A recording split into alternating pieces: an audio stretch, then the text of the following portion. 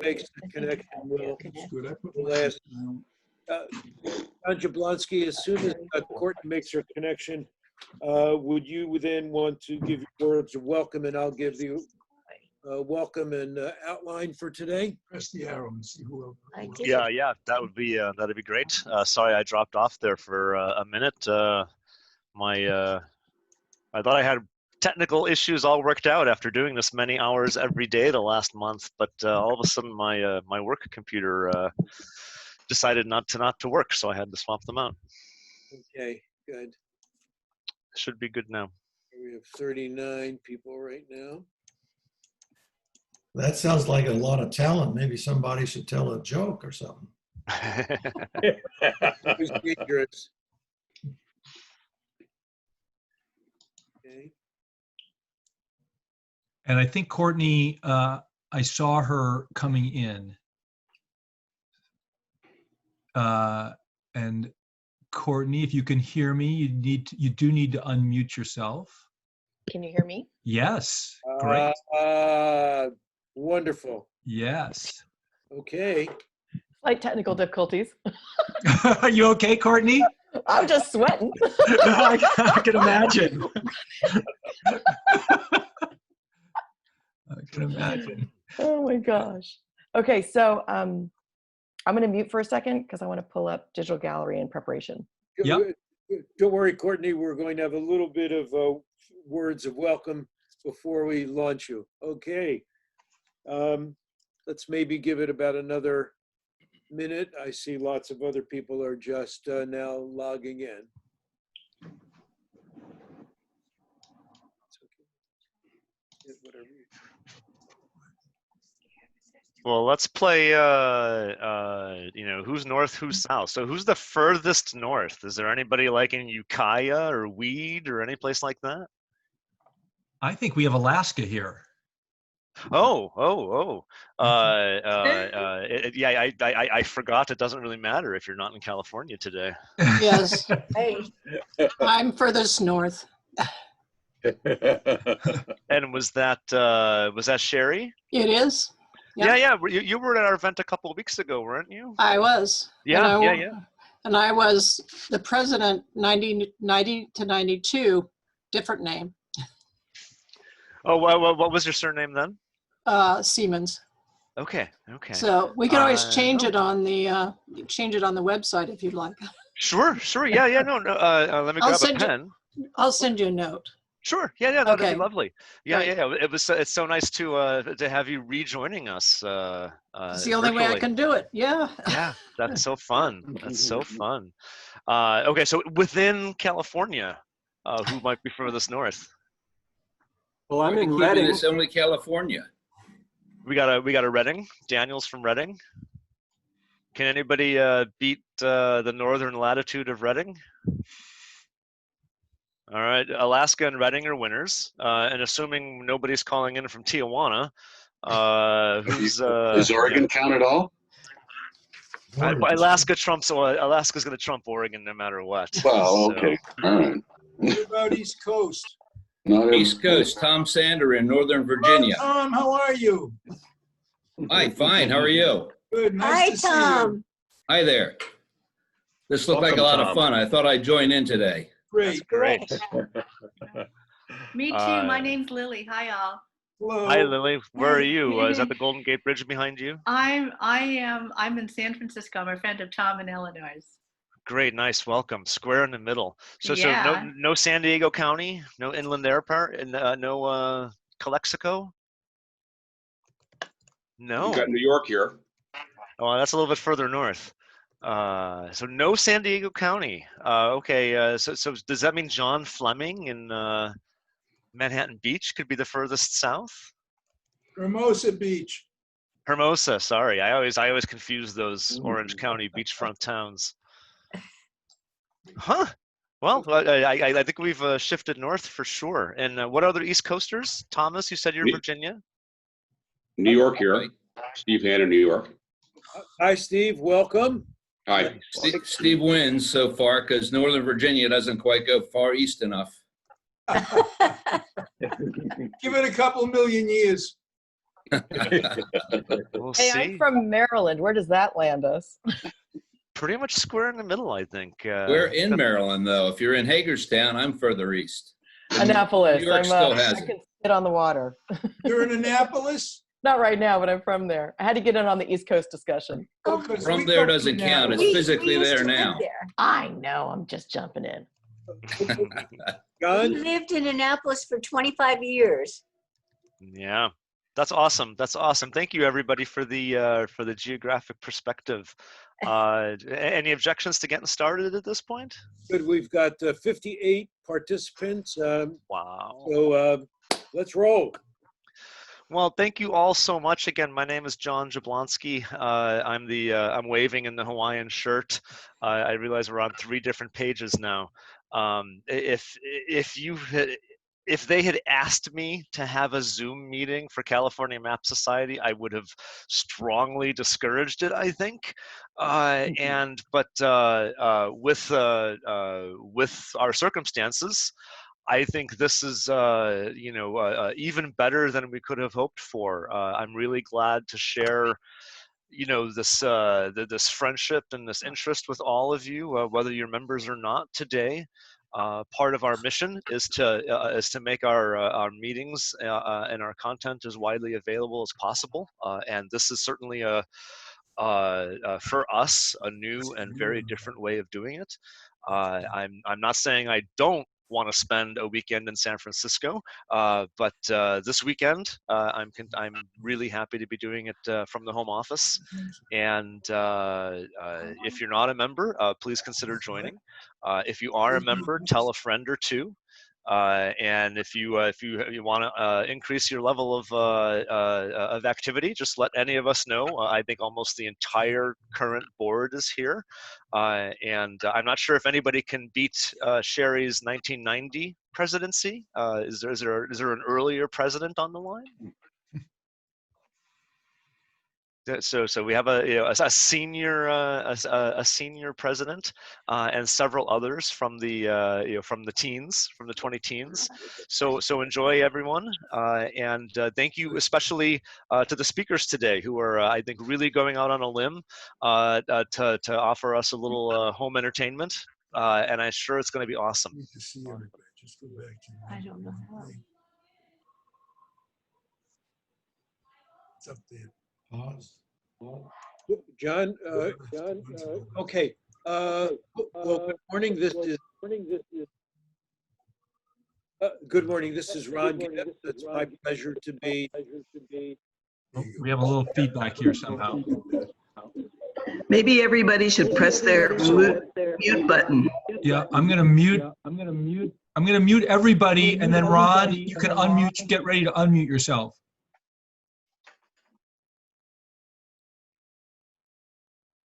Good morning. This is Ron Gibbs. It's my pleasure to be the Vice President for Northern California. And I want to welcome everybody to our grand experiment in virtual meeting. This is compliant with sheltering in place, and we have a great program for this morning. We hope that you and your family members are all well and will stay safe. And our fondest hope is that the world will come out of this dreadful time a better place. Today's meeting will be an experiment, and I especially want to thank Tom Paper for being the web host and for the speakers who have agreed to participate in today's virtual meeting.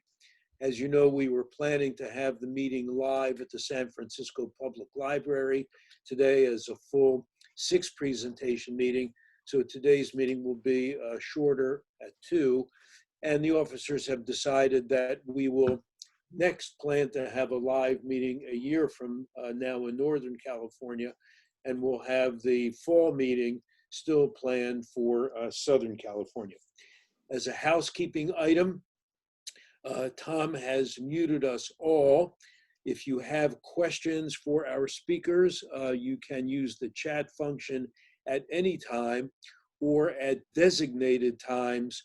We will open it up and you can unmute yourself to ask questions live.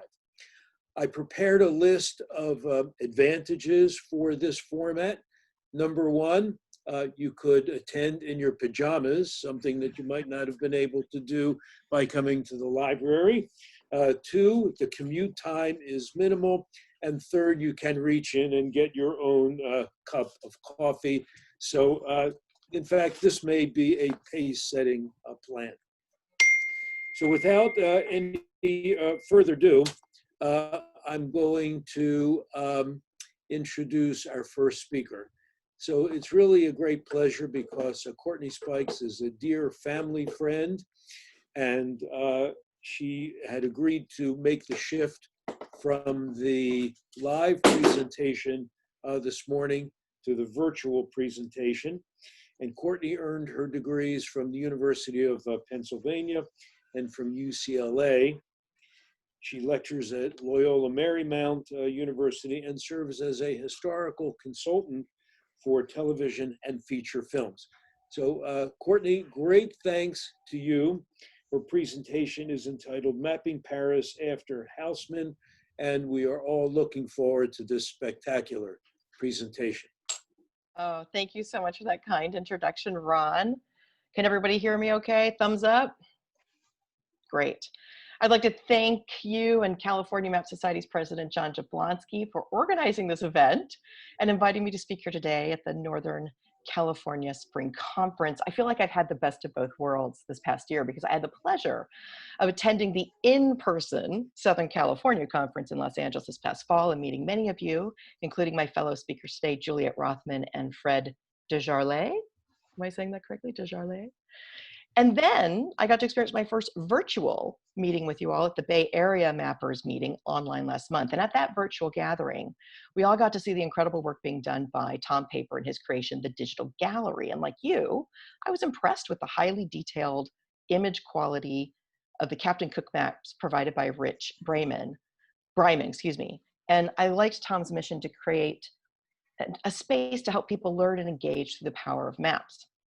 So I emailed Tom afterwards, which I think a lot of us did, and he generously agreed to work with me on today's presentation. So we put together a new exhibit called Paris Transformed on the Digital Gallery, and I'm going to be using that today as sort of a test run as we explore the maps of France's capital and its evolution into the modern city we know today. So I am delighted to be speaking with you this morning as your first Zoom California Map Society conference speaker.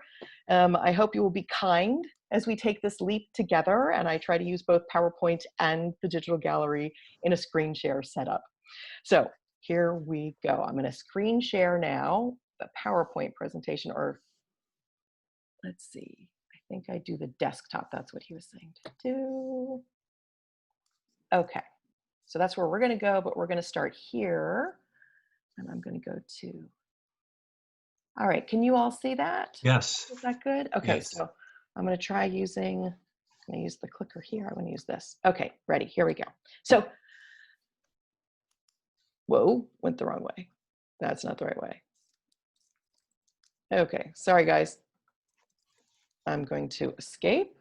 I'm not quite sure. Oh, because that's where this cursor was. Got it. Okay, let's try this again.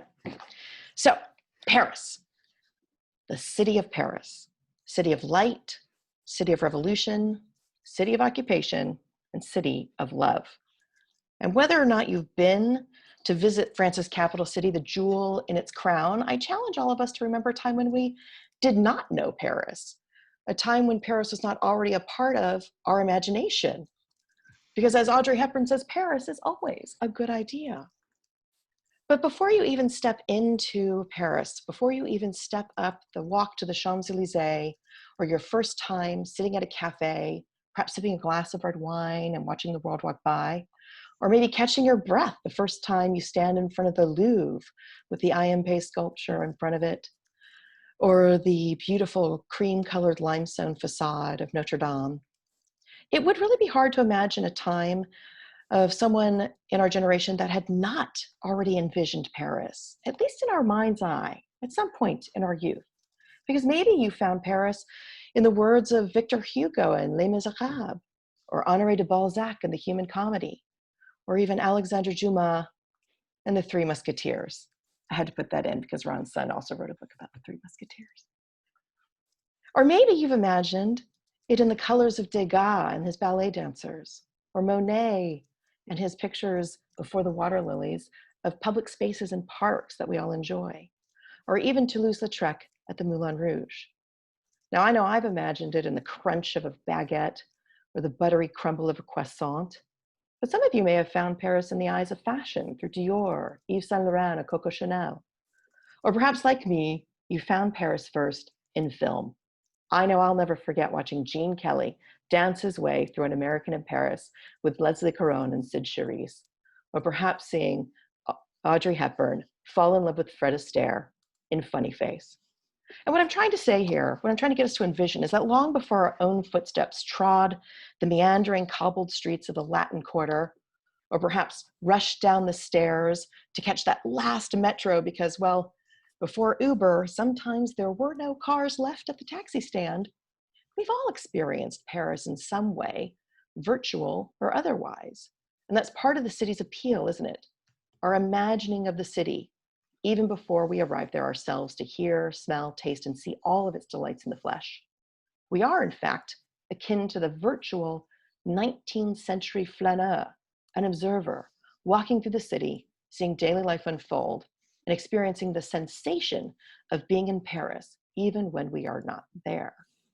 Because even when we are not there, we can identify Paris with a single image of the Eiffel Tower, or the sound of a scooter, the clinking of coffee cups at a cafe table, or maybe even the squeezing of accordion as the first notes of Ma Vie en Rose sing through the air. Because Paris that we know, is actually one that was precisely planned and specifically shaped by a collaboration between two men who consciously imposed their vision of a modern city onto the framework of an ancient one. Because during the second half of the 19th century, Emperor Napoleon III and George Eugene Haussmann intentionally designed Paris to be, in fact, the most modern capital city in the whole world. Now, as many of you have read, they cannot take all the credit of this because designs and even some early infrastructure had indeed been made before they started. However, it would be under the direction of Haussmann, backed by the authority of the emperor, that would allow those plans, ideas, and dreams of a modern city of light to come to fruition during their time in power. And we, all of us here, know how to read this story through something we all love, maps. So let's take a step back in time and look at a couple of facts about the era. And then I want to dive right into the Paris Transformed exhibit on the Digital Gallery with Tom Paper. Previously, I was going to go over some data and statistics while on the slides here, but I think it'll be more fun if we do that as we're sort of walking through the maps of Paris and seeing how the city evolves. So bear with me as we go through it. But what I want to show you right here, this map is a modern map of Paris. And I forgive me if most of you know this already, but it's numbered into 20 neighborhoods called arrondissements. And it starts with number 1. And if you see in the center of the page there, number 1 is actually named the first arrondissement in honor of Napoleon III, because that's where his house was, the Palace of the Tuileries. And it goes out in a spiral, like a snail, outward in an organized fashion so that you can always figure out where you are. Some of you might know too that the zip code for Paris is 750, and then it's 01, 02, 03, 04. So if you get an address that says 75006, you know that that address is in the 6th arrondissement. Or 7020, you know that it's going to be in the 20th over here. Haussmann did this. He also organized how the streets and houses were numbered. So if you start at the Seine and you move your way outward, either north or south, the number starts at 1 and then goes increasingly higher. So you can find your way around the city. He also had everyone drive on the right side of the road, and he introduced safe public transportation systems. This is a map that shows where Haussmann, during the Second Empire, under Napoleon III, established a lot of the boulevards that were created under his purview. The ones that are in red are during the Second Republic under Haussmann and Napoleon III. The ones that are in blue are done during the Third Republic, after Napoleon III was defeated in the Franco-Prussian War and ousted, and after Haussmann was ousted as well from his position because many people claimed there was a lot of corruption involved. But what this shows us is that actually in the new government, the Third Republic, their legacy endured. And in fact, many boulevards and many building projects continued even under the new government. So even though there's some complaining about Haussmann and Napoleon III, what they were trying to do was actually continued by their political opposition after they were ousted from office. So this is just a quick slide. I wanted to give you a sense of where we were. This is 1852, is the beginning of the Second Empire. France has gone through a lot. They were a monarchy for over 1,000 years, and then, well, they've had French Revolution, different republics, different empires. They're on their 5th republic now. We are actually going to be talking about the time period during the Second Empire. Now, you might be wondering why there's a Napoleon I and a Napoleon III. Napoleon I is the one that most people know. He's the one who was a general during the French Revolution. He became president of the First Republic, First Council, and then proclaimed himself emperor. There's a very famous painting by Jacques-Louis David where he takes the crown and he is crowning Josephine, when in fact he actually was taking the crown and crowning himself at the Cathedral of Notre Dame.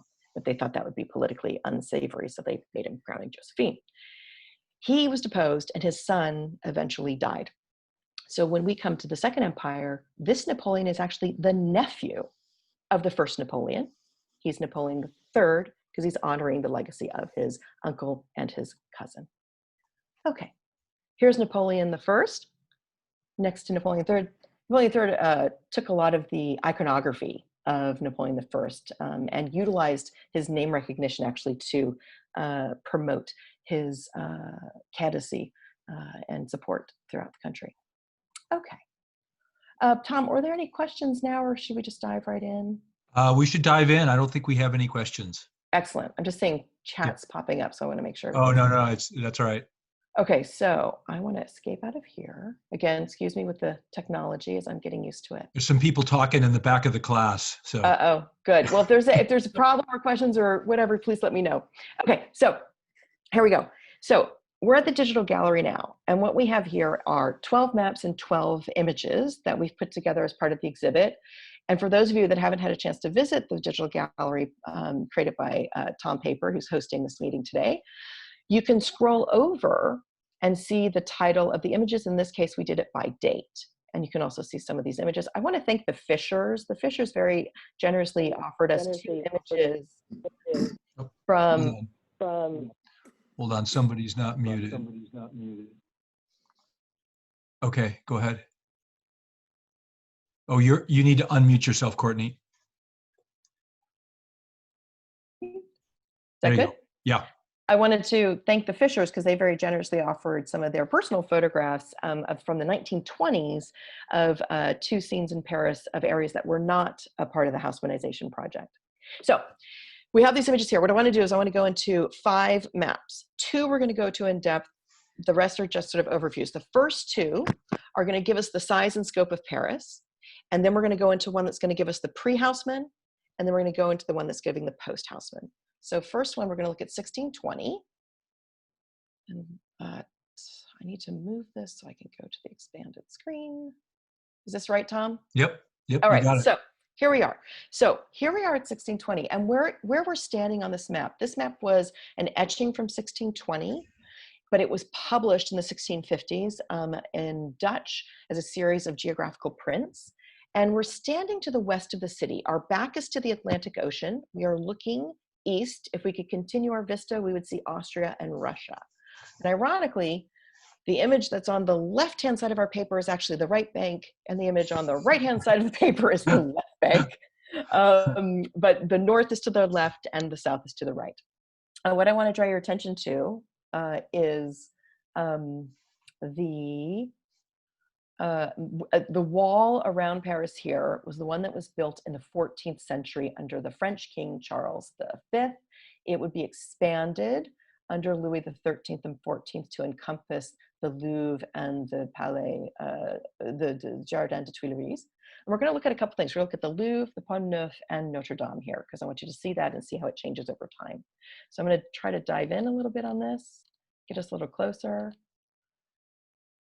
I want to diminish that. There we go. So now I can see. All right. So if you take a look, the detail on this is incredible. If you look to the right over here, you can see a beautiful carriage. You can see horses dancing over here on the left. But this is the Louvre Palace. And what I want you to notice is that the gallery on the north side is not there yet. This part in the back is the original part of the Louvre. Here's the gallery along the Seine, and this part is known as the Palais de Tuileries, the Tuileries Palace, and overlooking the garden next to it. This is the traditional seat of power for the kings of France. This would change with Louis XIV. We know him as the builder of Versailles Palace outside of Paris, and also known as the Sun King. But this is a 1620 map. His father, Louis XIII, is living there now. And as you can see, the original wall built by Charles V is bifurcating the palace, which is why he extended it. If we move a little farther in, we can see the Pont Neuf. Pont Neuf means the new bridge. It was built by Henry IV, the first Bourbon king. There's a little statue to him. It's actually called the Vert Galant because he was quite popular with the ladies. And this bridge is important because it doesn't have any houses or shops built on it. It was built specifically for traffic, and it's the first bridge in Paris to have sidewalks, which made it possible for both men and women to traverse the Seine using this bridge. And here's the island. This is Ile de la Cité. Ile de la Cité is right here. And notice Notre Dame, which was started being built in the 12th century, finished in the 14th. Notre Dame's here. And there's lots of houses and buildings all around it. However, so it doesn't really look like it does today. And in fact, over here, number 34 is the Hotel Dieu. This is the public hospital. And there's Notre Dame itself. Tom, I know you're on the chat. Is anyone wanting to look at anything specific here? Or should I move ahead? No, I think we don't have any questions. So I Okay, think you're great. good. The last thing I want to point out is over here in the back top, if you can see my cursor circling it, that's the Bastille prison.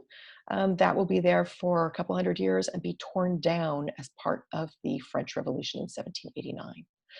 We're going to look very briefly at 1805 because I want to show you how the structure of Paris has changed. We're just going to look at wide view. So we're looking at aerial view of Paris, and this is the circle that I showed you before on the 1620 map. We now have a new Farmers General wall that was put in place in the 1780s to better collect tolls and taxes for goods coming into the city. I want you to take note over here. This is the Bois de Boulogne, and on the right, the Bois de Vincennes. By the time we finish with Haussmann renovation, all of this will be included in Paris as a whole. By the way, when you're on the site, if you're interested in learning more about a particular map, you can just click over here where the page torn down over here is, and you can get the title, a link, and some information about it. And you can also right-click to continue through to see the maps with the information showing. All right, so Hey, this is, Courtney, yeah. we have a question. Someone was asking, I think on the map of 1620, how did they do that to make it sort of look like it was a photo, like, you know, you're sort of looking down? You mean this way? Yeah. That's where the person was actually standing and drew it. I mean, the beauty of the etching is just incredible. I mean, the And there's a hill that of that sort of elevation. What do you? It's Yes, sort of, it's got there the bird's eye view, like they were up in a balloon or something. It seems. No, there's no balloon. There's no balloon until the 1800s. There's no balloon until till the 1800s. It's really used. This is they call it as the eagle flies. That's the term they use. And again, these are not just perfect scale. So we should not consider this to be, but there are hills around Paris. It's not completely flat. And this is idealized with little people standing here looking at the hill. It's done for artistic. There's a compass rose down on the right. But these aren't the first maps of Paris either. We just picked the 1620 because it's talking about the Louvre, Notre Dame, and Bastille, which we're going to continue talking about for the rest of the time. Just one more thing I want to just jump in. Somebody asked about the numbers. The numbers represent the different buildings, and I found just last night a page, and I'll see if I can post it, with all the 260 or so. There's a legend basically. So the numbers represent the names of all the buildings. Yes, and so a lot of these maps that we see in the earlier time periods are actually parts of books, and they're collections of maps, and they're historical maps, usually showing things over time. And so in the book, they usually have a complete legend, which is, you know, sort of something we're used to today, where we have legends like the Bahamas Guide in California, where you can find pages on a map, or tourist maps like the Discovery Now maps, where you can pinpoint a certain place of interest. So it's not new to us.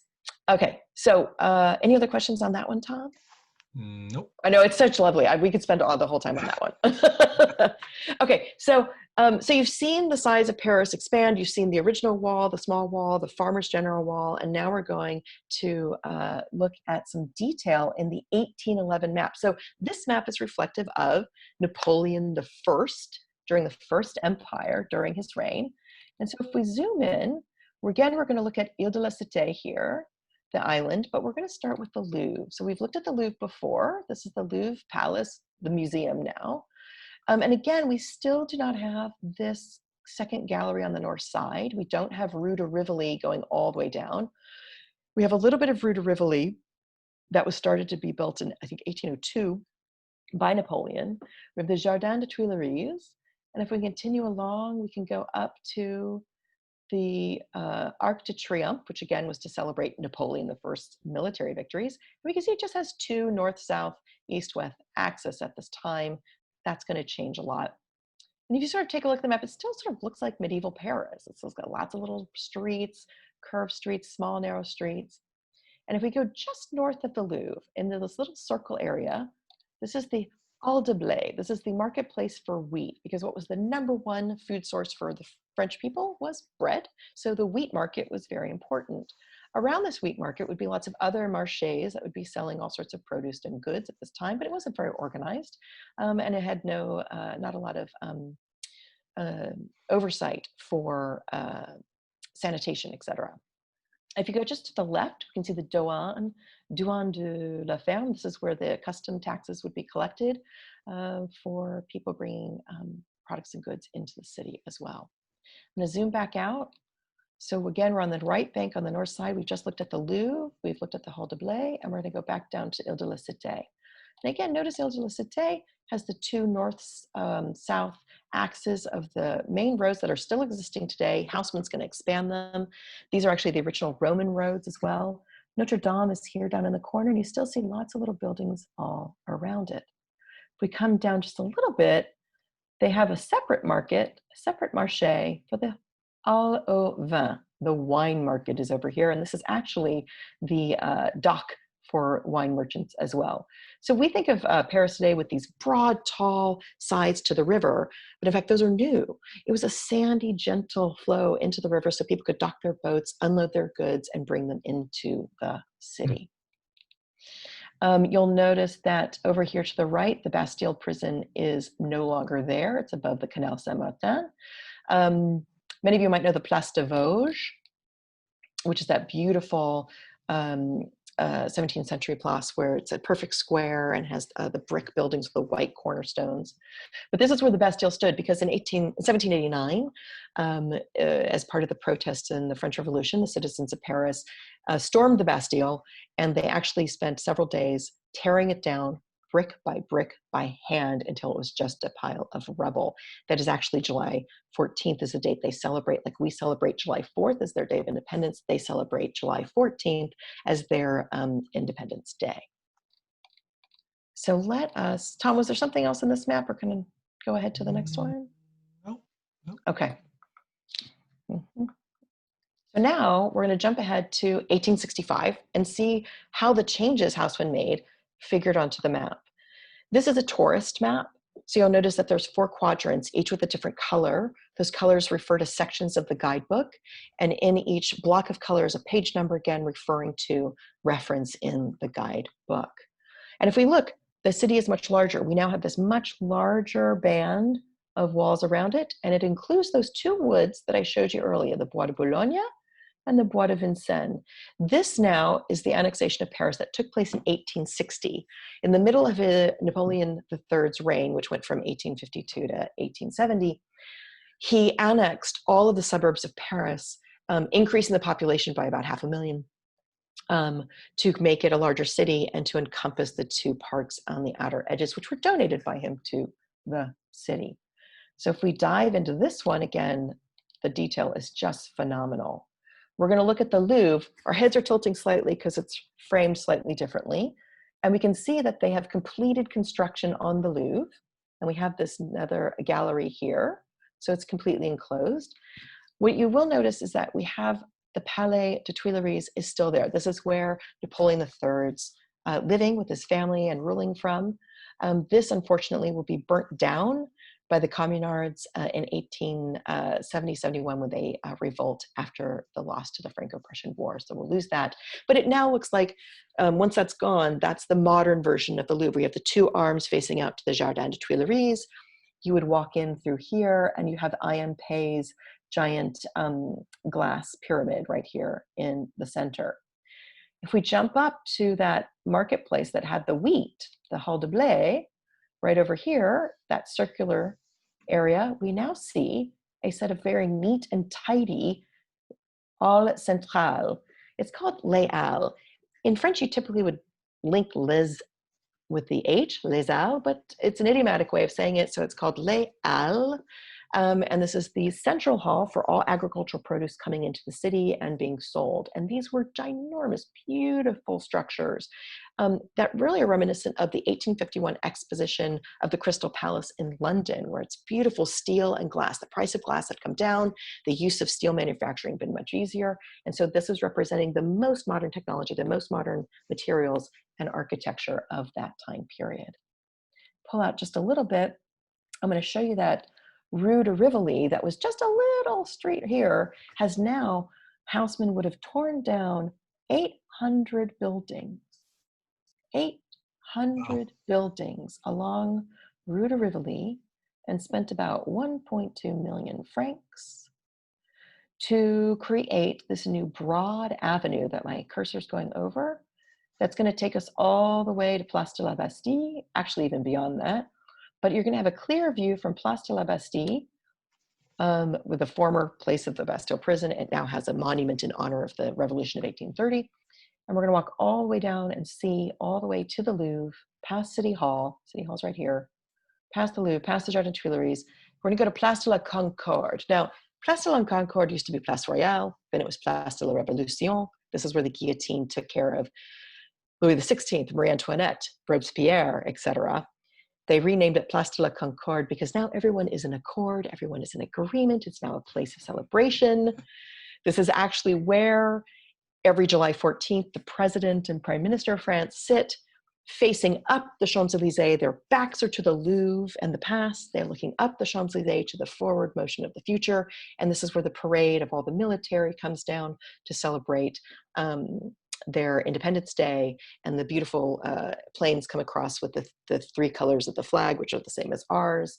It's also where, if you're a fan of the Tour de France, which I am, where the Tour de France ends every year on these beautiful 7 turns through the Champs-Élysées and around the updated Arc de Triomphe. Hey, Courtney. Yeah. Got a couple questions. Yeah. The colored squares, what do the colors mean? The colors refer to sections of the guidebook. So the map as a whole is a part of a guidebook actually in anticipation of the Paris Exposition of 1867. So actually each square represents a section of the guidebook. So they divided into the 4 colors, and then each color has their own numbers. And so you would read about that in the guidebook that's attached to the map. And actually, if you look down here, the Champ de Mars, the Field of Mars, which is where the Eiffel Tower is today. It has not been built yet. It would not be built for another 20 years. But in 1865, they actually have the information about the exposition right here, ready to go for when you come to visit the city 2 years from the creation of this map. So if we continue up the Champs-Élysées, we can see the Arc de Triomphe. The Arc de Triomphe, what we saw earlier, only had the north, south, and east-west access. It now has 12 streets emanating from it, and has a clear view across the city. So if you stood on the top of the Arc de Triomphe, you would be able to see most of the city, and you could command your troops or police if there was any sort of uprising that needed to be addressed. And it also makes traveling through and around the city that much easier. And it's called Place de l'Étoile, étoile meaning star, because now it looks like a star. Tom, another question? Yeah, someone asked, would not these maps be created by surveyors and then the buildings would be drawn? I think they're getting at like how these plans were made. Oh, there's actually, there's a whole, well, okay, that's getting into more technical aspects of how the maps were actually made, which I am not an expert on how maps are made. I'm a historian of France. So I will do my best to answer some of those questions. I would guess that somebody in the audience probably knows more about that than I would. I will say this, cartography and etching is, and lithography is a strong field in France. In the 1820s and 30s, lithography exploded in France. They became experts at it. I could do a whole talk on just lithography and its evolution in the 1830s and the evolution of using the plates and the chemicals involved. So there were cartographers and etchers that worked together, and then they would be hired by publishers who would actually publish the map. So they would pay them off and try to make a profit in selling the map. And this one, again, was made in anticipation of the Exposition of 1867. So where those cartographers got their information from, I couldn't say. I'd have to do a deeper dive into some of that. I did notice in one of the books I was looking at, Paris Reborn, about the triangulation that Haussmann did, that he built towers throughout the city to use the method of triangulation to map things out and understand hills and valleys and whatnot, which hadn't been done previously.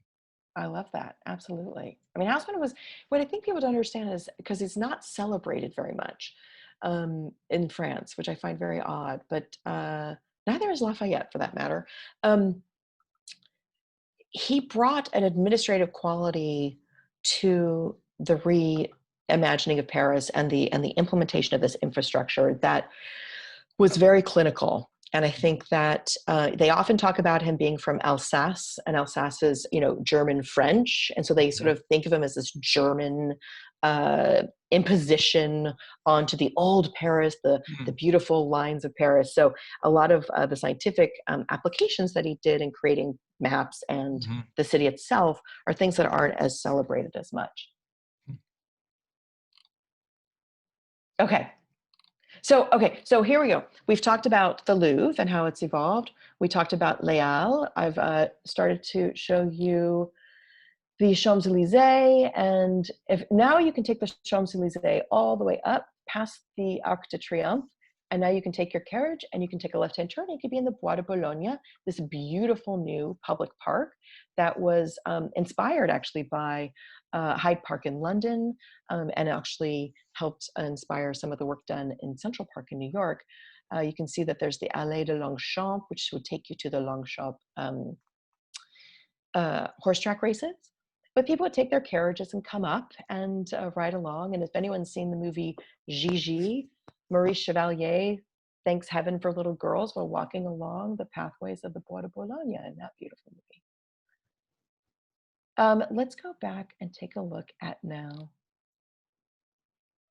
the Ile de la Cité. And here we can see completely transformed. Ile de la Cité was completely razed and rebuilt mostly to house the Palais de Justice, the administrative offices, as well as the police headquarters. And we now see with Notre Dame this beautiful open courtyard that is what we experience today. The Place de Parvis, Parvis just refers to an open courtyard in front of a church or cathedral. This was actually renamed in 2006 to be Place de Jean-Paul II in honor of the Pope. And right here you can see the Hôtel Dieu is still here on the south side. That will be moved in 2 years after this map is made to over here to this right side, and it take over this whole space to be a huge public hospital. In its place, what you'll see today is a statue of Charlemagne in honor of him there. And if we shoot over a little bit down back to our Hall of Wine, we can see that it's greatly expanded. The Porte au Vin, the Hall au Vin, is greatly expanded now, and you could go to different buildings to get your type of wine. You could go to the Bordeaux Hall, you go to the Champagne Hall, you could go to the wines of Languedoc or Pinot Noir, etc. So that's there as well. Hold on, let me just think. When Haussmann started, he was hired in 1853, and he started with the Rue de Rivoli. Rue de Rivoli was the first main project that Napoleon III wanted to have made because he wanted to host an exposition in 1855. So at the kickoff, Haussmann was doing a massive project. He had 1,500 architects and 60,000 workers working, making basically Paris into the largest construction site in the world. And if we think about Paris before this, Paris was really just a series of dark, narrow streets that often smelled of, unsanitary conditions, and the poorest populations were often living 10 to a room. There were only 2 public parks in the entire city. Now, after Haussmann, there are 4 major parks, but 27 total, including squares and little parks throughout the different arrondissements. In 1832, there was a cholera epidemic that killed over 20,000 Parisians. So in the city of Paris, 20,000 people died over the course of 6 months from the cholera epidemic. It returns again in 1849, and the conditions were still so bad in the city before Haussmannization began that in just 1 week, 3,500 people died, in part because a large group of society folk went to their huge masquerade ball despite being warned that the disease was spreading. Just a little thought for today. So if we keep in mind, the population of Paris had doubled since 1800. In 1800, it was about 500,000. By 1850, it was over 1 million inhabitants. And during the time of Napoleon III's rule, which is about 20 years, it increased by almost another million. Today's population of Paris, in the size that you see here on this map, is about 2.2 million. During the time of Napoleon III, around the 1870, it was 1.85 million. So it hasn't actually grown that much. And Tom was kind enough to share with me that the size of Paris is about 40 square miles. And if you compare that with San Francisco is 49 square miles, and Manhattan is about 20. So if you double the size of Manhattan, or a little bit smaller than San Francisco, that's the size of Paris, created in 1860 at its largest point. That's the 20 arrondissements. Correct. So what we're looking at now is the 20 arrondissements. This is the modern map. This is the size of today. So some of the things, Tom, if you want to tool around the map, I'll give out some information. Well, I was wondering if you were going to talk about the opera and the the road on this map that doesn't exist yet. Yes. Okay. That was amazing. The Opera House is one of the new things that is built because Napoleon III loves the opera. And so up here we can see this is the new opera house, and it's called the Palais Garnier. Garnier was the architect, and they nicknamed it that because it was so opulent. It seemed like a palace, and so they were kind of making fun of the architect.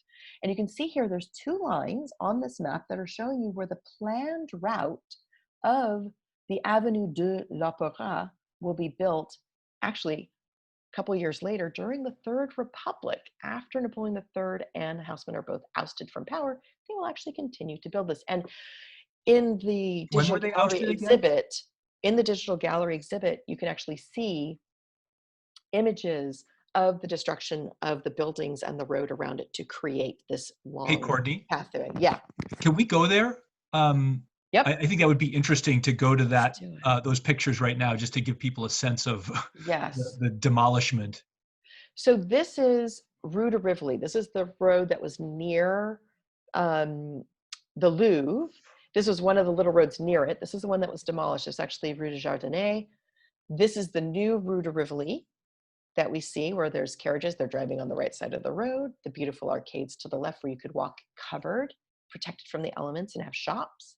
And by the way, notice the gas lights here. Haussmann put in 15,000 gas lights, which allowed the city to be lit. And so shops could stay open and people could walk safely around the city at nighttime. Is that why it's called the City of Light? It's actually called the City of Light because of the 18th century Enlightenment era. That's what it refers to. Enlightenment, lightening the mind. This is a photograph of the Bois de Boulogne. That's that big park, sort of like Central Park to the left of the city, to the west of the city.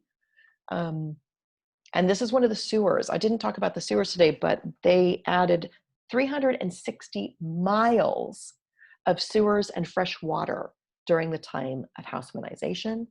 And some of the photographers, some young photographers, this is actually by Nadar,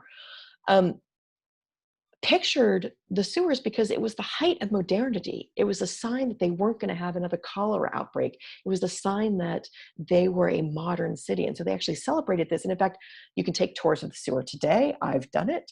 But they actually had special boats built for people to come down and ride around and check out the beautiful new sewers. This is Boulevard Haussmann. There were about 100,000 trees planted also during Haussmannization, trees that we love and enjoy today. And this is the boulevard that's named after him. Another look at Rue de Rivoli from 1870. And so this is the Jardin des Tuileries to the right. That's the Louvre, that's that arm of the Louvre. And then along here are all the new buildings and shops among the 800 that have been torn down and rebuilt. And in fact, the banking system evolved a lot as a result. This is Charles Marvy. He is one of the photographers of Paris that was hired by Haussmann to be used. And he took pictures for him to show. And this is around the opera, right? Sorry, my husband is sending me a note to look at the chat. Yeah, I've got, you can tell your husband I'm on it. We've got some questions piling up here.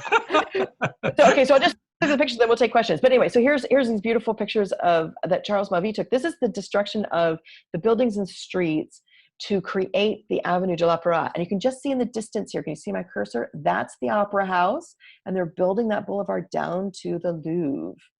Here it is again, that's the Opera House. So you can see 500,000 people during the process of this 20-year renovation. 500,000 people were displaced at some point. And what would happen is the state, Napoleon III's government, would nationalize, so to speak, the land and housing needed for reconstruction. So you would be compensated at the market rate. It didn't always match, but you'd be compensated at the market rate.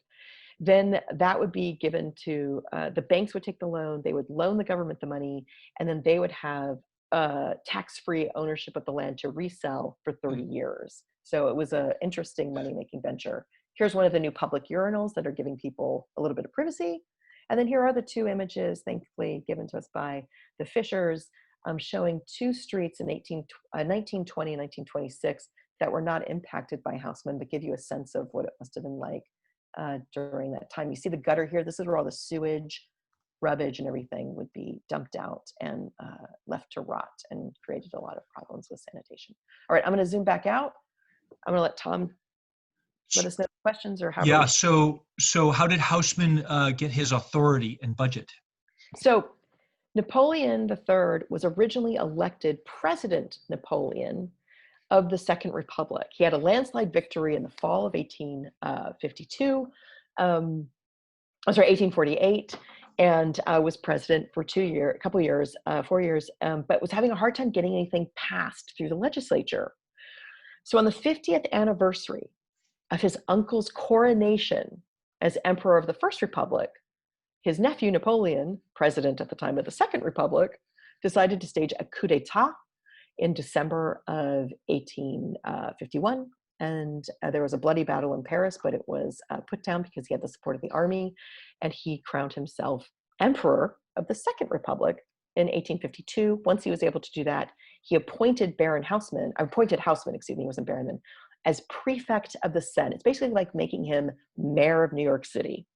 And he didn't have to report to anybody else except Napoleon. So it was Napoleon, Haussmann, and then he was given all the funds he needed and all the authority he had. And that's the only reason the project went through, because it had been butted heads against with other legislatures for years. We had a couple of questions about eminent domain and displacement. Let me just read them all, and then you can kind of respond. I know you've talked about it. So one class of residents displaced by another for that Rivoli construction. Where did the previous residents go? Was there a process of eminent domain for the government to seize and demolish? And compensation to owners. I think you. Well, so you're talking about a democracy there. This was not a democracy. This was empire. So he had broad legislative authority, if at all, and he wasn't opposed very much until the second half of his reign, the 1860s, because the economy was really good. Mhm. So if you think about it, he takes power as emperor. He has a vision for Paris. He's compensating the people in the initial areas of his reconstruction. The banks are now being founded for the first time. The banks are functioning in a new way. There's national banks, and they're joint stock exchanges essentially, and they're helping to fund the government process. So you're not having to tax as much as normally you would have done for a project like this with the infrastructure. The people that are displaced are given compensation. Some it's enough, some it's not. And there's actually a lot of caricatures and cartoons at the time of people running off with their open suitcases trying to get out of town fast enough. But let's be honest, whenever there's a building project, some people know in advance. Some people are aware of what to do Yeah. to take care of themselves economically. This is not a democracy. Wasn't part of the reason why they expanded the 12th to 20th arrondissements so that they could collect more taxes? Absolutely. The expansion of 1860 law helped them collect more taxes, helped them actually increase the size of Paris, Yeah. gave them more access to the parks and green space as well. So let me read a couple other questions here. One was about when the Paris Metro was built. That's later. That's during the Third Republic. Okay. And then maybe we can go to a map, the 1865 map, and go to the Ile de la Cité. Yes. Because the question from Nick is, it looks like Hi, Nick. it looks like Ile de la Cité is divided into two districts. Why is that? I can't. It's not. It's considered part. So the one is not referring to the district. Ile de la Cité is considered part of the 4th arrondissement. The Seine is the delineator there. So 1, and then you circle around 2, 3, 4. If I could, let me pull Our up. 1878 map, I think, has that. You mean There you go. Yep. So oh yeah, you can we see still the colors here. So that's the 1st arrondissement. This is the 2nd. This is the 3rd, and the 4th includes Ile de la Cité. Oh, I see what he's saying. interesting. Oh, that's not in the modern. That's not the modern sense. I think that's been changed. Huh. Yeah. Interesting. Sorry, that's been changed. So it's no longer split. Okay. What else? The other question, what's the history of the Latin Quarter? The Latin Quarter is so named because it is where all the is it? universities were, and universities, it's in the 5th. So it's down here. This is the Latin Quarter. The Latin Quarter is the 5th arrondissement. It's named so because it's where the universities were, and universities always used the language of Latin to speak and learn and read, and so it was known as the Latin Quarter. It has no reference to being Latin. It's about the language.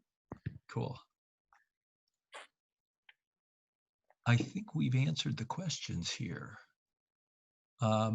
If anyone has more questions, To a certain extent, I'm sure yeah. I've missed something or made a mistake or whatever. So please be kind.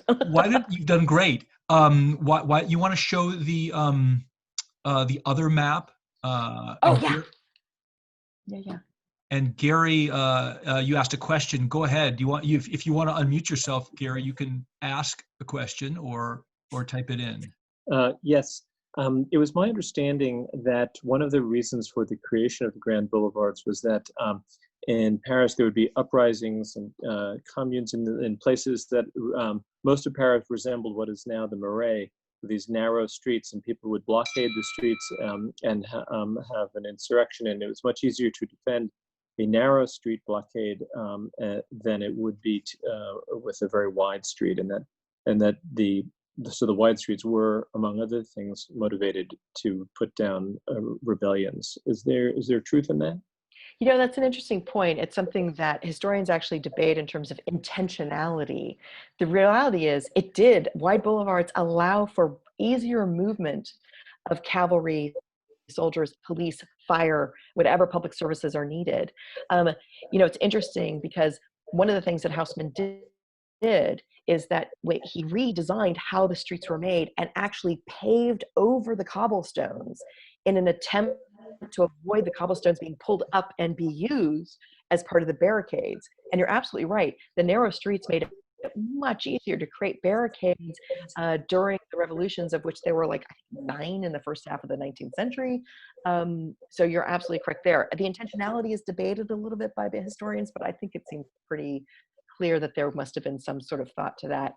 However, in 1870, when the communards did stage their protests, it didn't stop them. They pulled up the huge cobblestones on the broad boulevards and made barricades anyway. It didn't come to fruition that it stopped making barricades, but it certainly does make it easier to maneuver troops around the city. Thank you. Let's see where this was wonderful is the chat, which I think all of us would agree. Where can I learn more? Is the question. I will set up a bibliography of books and websites that Tom and I can post on the Paris exhibit. So we'll do a page and you can go there and look and see. Great. If people have competing views, there's some books that talk against Haussmann, there's some books that talk for Haussmann, there's some wonderful narratives, there's some very critical and statistical. So we'll have a broad range for people if they're interested in learning more. It's been so fun to do this. I love exploring this way. So now you see, look, okay, so here is 1878. This is a tourist map. And it's got these beautiful 3D etchings of the key monuments. And it's simplified. This is not an accurate map of all the streets, but it really shows you how the Haussmannization design of Paris really simplified access to and from the city, both east, west, north, south, and all the key monuments. If we go in here, and you've got the Jardin de Luxembourg here, and then you can see, I mean, look at this detail on Notre Dame. This is just unbelievable, unbelievable. Look at that. Which so sadly, we're a year out from, just over a year ago, it burned, and we lost that part of that spire, and the roof is gone. But it will rise again. I have no doubt. There's Tour Saint-Jacques. We go over to the Louvre. I mean, look at the detail on the Louvre here. So the Palais de Tuileries is gone. That's burned down in 1870. This map is from 8 years later. And then you can go up and you can see the Hall de Blé. It still remains circular. And then you have the Halles. Yeah. And of course, they got the banks now. Very exciting. I'm trying to think what would be interesting. This is great. Oh, the opera. We should go to the Opera House. There we go. And Ron, how are we doing on time? Maybe time for another question or two, and then we should get on and ask you to make a few comments about the digital gallery, Tom. If I have one little last thing to share, if there's no other question. No, Walter wanted to point out, apparently on Google Maps, Ile de la Cité is still is divided into the first and fourth. There you go. What do I know? What do I know? And well, go ahead. I knew that was going to happen. I knew. Did you have something else, Courtney? Oh yeah. So they finally finished Avenue de l'Opéra, right? Those are the pictures we saw, and we have the Opera House here. But what was interesting is that, Paris wasn't always a safe place to be, and people would go to the opera. It was you go a couple times a week, like it was your big outing, and you would get in your carriage, you drive up the Avenue de l'Opéra, and all the banks were around the center square, and you would go to your bank, hop out, go to your safe deposit box, take out the family jewels, put them on, get back in your carriage, go to the opera, be seen, be done with the opera that night, get in your carriage, go back to the bank, drop them off where they'd be safe, and then you'd head on to the next party or go home. So that was the way they did things back then. Nice. Well, Courtney, thank you for leading us off. Your sweeping history of Paris is most appreciated. Your love of Paris shines through. And at least for my part, I cannot wait to make my next return trip to Paris and do the exploring. So thank you. Thumbs up from everybody. Applause. My pleasure. Thank you so much. Great job. Great job. Did you want to make any comments about the digital gallery before we turn it over to Fred and Juliet? Yeah. I just wanted a couple of comments. working with Courtney has just been awesome. Not only because she's a wealth of knowledge, but as you know, she's super fun. And she is also an amazing curator. As I was rushing to get everything loaded onto the site, she wrote the text for each one of those maps that you can see if you go onto the gallery, and for every photo, and made sure we cited everything properly. She texted me one day while she was working on this, and she said she was in her happy place, which I totally understood. So thank you, Courtney. And I guess I also wanted to mention, if anyone else wants to share their collection, or if you want to make a collection with publicly available images, which, by the way, is what all the images in this collection are. They're all publicly available. I would be delighted to help you. And if we're lucky, maybe we would get Courtney to help us as well. John, Miss McGee, quick question. Sorry, not John. Tom, where's the text on this? Can you show that again? Yep. I'm going to share my screen here for a second. Hold on. I gotta go get to it. Just a second. So it's up here on the left. It's this. Can you see? Yes. Okay. Can you Thank see you. this? So if you click on that, and then if you use your left or right cursor, they'll all stay up, and you can see the text. Thank you very much. Yeah.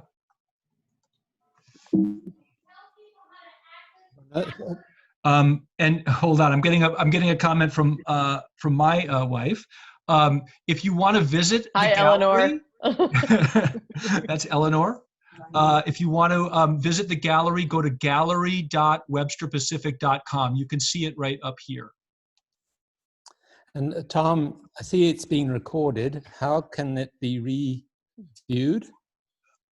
So we will figure that out. Ron, I don't know if you have thoughts about that, but we'll probably I'm not a we'll put I can share the link for sure.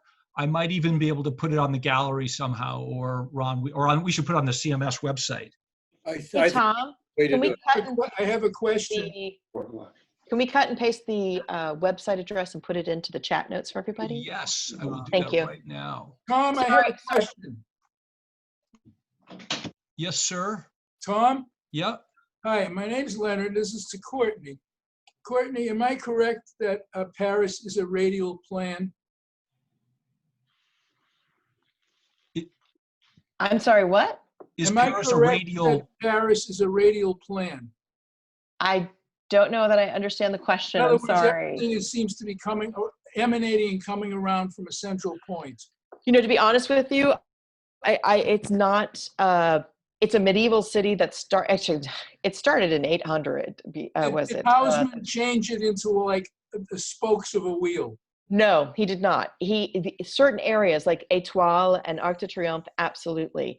He was actually more interested in east-west, north-south axes, and then having anything that looks like it's radiating is actually predicated on the train stations. He built 2 new train stations, Gare du Nord, Gare de Lyon. There were already other 2 stations there that got updated, and he wanted to give them access into the city. So the idea that it was a radial plan doesn't work for Paris because it was started as such a tight-knit area in the central area, what they call Old Paris, Vieux Paris. And he was really interested in access for goods and services and people from the train stations. Thank you. I have a point based on that. In that, as you know, Washington, D.C. was designed as a radial plan by L'Enfant. People think that it was based on the Paris plan, but it wasn't. L'Enfant said, I am going to, instead of all roads leading to Rome, remember this was 1791, instead of all roads leading to Rome, I'm making all roads leading to the capital. And so basically his plan was related to his connection mentally with the design of Rome, not Paris. It's just so people might know that. Thank you for sharing that. Thank Courtney, you so much for sharing that. One other quick question. Somebody said, asked about, are all the monuments lined up in a straight line from the Arch of, is that La Défense to the Louvre? No, there's no conscious choice there. On the maps, they often try to simplify things. In fact, the Paris Metro map just got redesigned to simplify. And so it doesn't actually reflect where things are in the same way. It's got this weird circular vision. They're very artistic. But so, yeah, no, they're not. It's not in a straight line. And the monuments are not designed to be on a straight line, no. It is a straight line from La Défense to the Pyramid of the Louvre.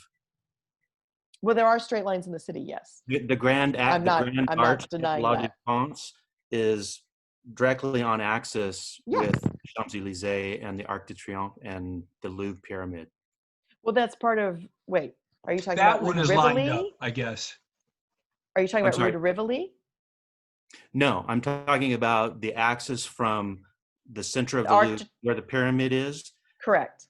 and the Arc de Triomphe and the Grand Arch and La Défense are all on the same axis. Meaning the east-west axis. It's not even an east-west axis, it's just a straight line between those points. Right, but that the Défense was made much later. And so that was made in the 20th century. It is, but there was So a its conscious effort. intentionality would have been different than the intentionality done in the 19th century. Like they would have been accommodating or trying to do that on purpose on the 20th century. I mean, there was a intentionality with Rue de Rivoli was supposed to be this clear line to go across the city, and that the Louvre was supposed to be leading up to the Champs-Élysées and the Arc de Triomphe. That was very intentional, but Défense was made much later. So they were making that choice then, yeah, but it wasn't planned for that. Tom, I'm sure we could go on for a long time with questions for Courtney about her truly spectacular presentation. And although everyone's calling in from home, I think we want to do justice to the schedule, to see how much we appreciated this. Thank you, Courtney. Presentation by Courtney. My pleasure. So, thank you. And at this point, we'll have our second presentation of the morning. And this will be by Juliet Rothman and Fredo Jorlet, the editor and publisher, respectively, of Calafia, the Journal of the California Map Society. And this is going to be something close to all of our hearts. And I will turn it over to Juliet and Fred. Good morning, everyone. First of all, I'd like to thank Ron for inviting us to do this. We are delighted to share with you some of our experiences and some of our challenges over the time that we have respectively edited and published Calafia. So we're going to be sharing some of these with you, and we're kind of going to go through issue by issue so that you see what our challenges were and how the process developed. I, first of all, just want to share that I undertook this because of Leonard, who had been president and therefore was in charge of finding people to fill every slot on the committees, and he was looking for an editor. I am new to cartography. I'm learning more every day and enjoying it, but this is not my primary field. Why did he ask me? Because I do have a background in editing and publishing, starting from age 8, when I started translating articles from Italian to English, then proofreading, then editing, then writing, edited our congregation newsletter. I'm on the advisory board of some professional journals. I authored a number of textbooks, wrote nonfiction and journal articles, and I've been your editor since 2016. And Fred? Tom, you can exit that slide. Okay. Unlike Juliet, I had absolutely no background in editing, proofreading, or publishing, except for a brief stint publishing a newsletter for lifelong learners at UC Santa Cruz. Maps and design are a passion of mine, so I dove into this project. It has been an education for me, often inspiring, and at times all-consuming. So, Juliet? let's start with fall of 2016, which was our first experience. I wasn't really sure where to begin. I was kind of following in the footsteps of my very capable predecessor, Mary Holder, and had all the encouragement and support and assistance of Fred, which continues to this day. So I began to think of what regular features we should have in our journal. And I thought about my favorite map and meet our members and a book review and mapping here and there. These 4 sounded pretty doable to me as a beginner because 2 of them involved only CMS members. No need to go outside. The 3rd, Fred offered to address, the book review. And the 4th, I figured I could do from my computer. I thought I had it all under control until I was approached by a member who absolutely insisted that right away I had to go to UC Berkeley's research areas to research the history of the Map Society.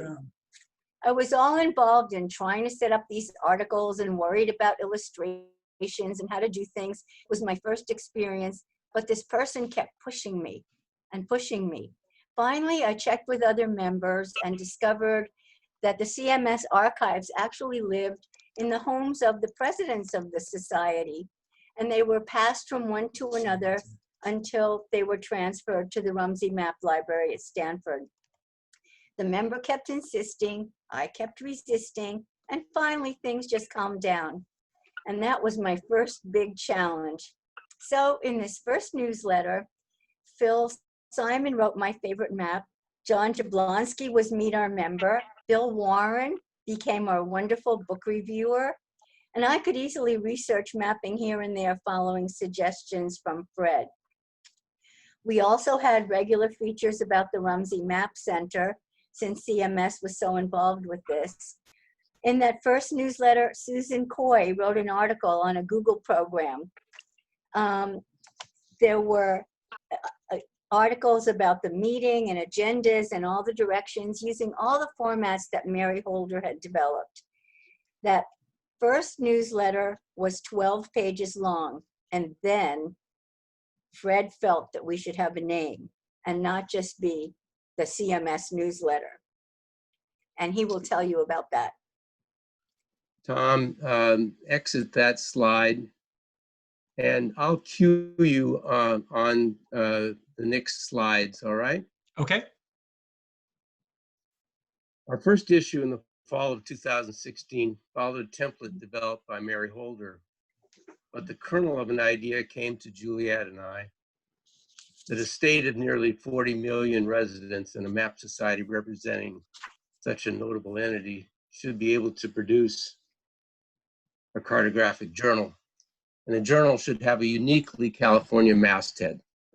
A naming contest was conducted with CMS members, which resulted in 24 suggested names from 9 members.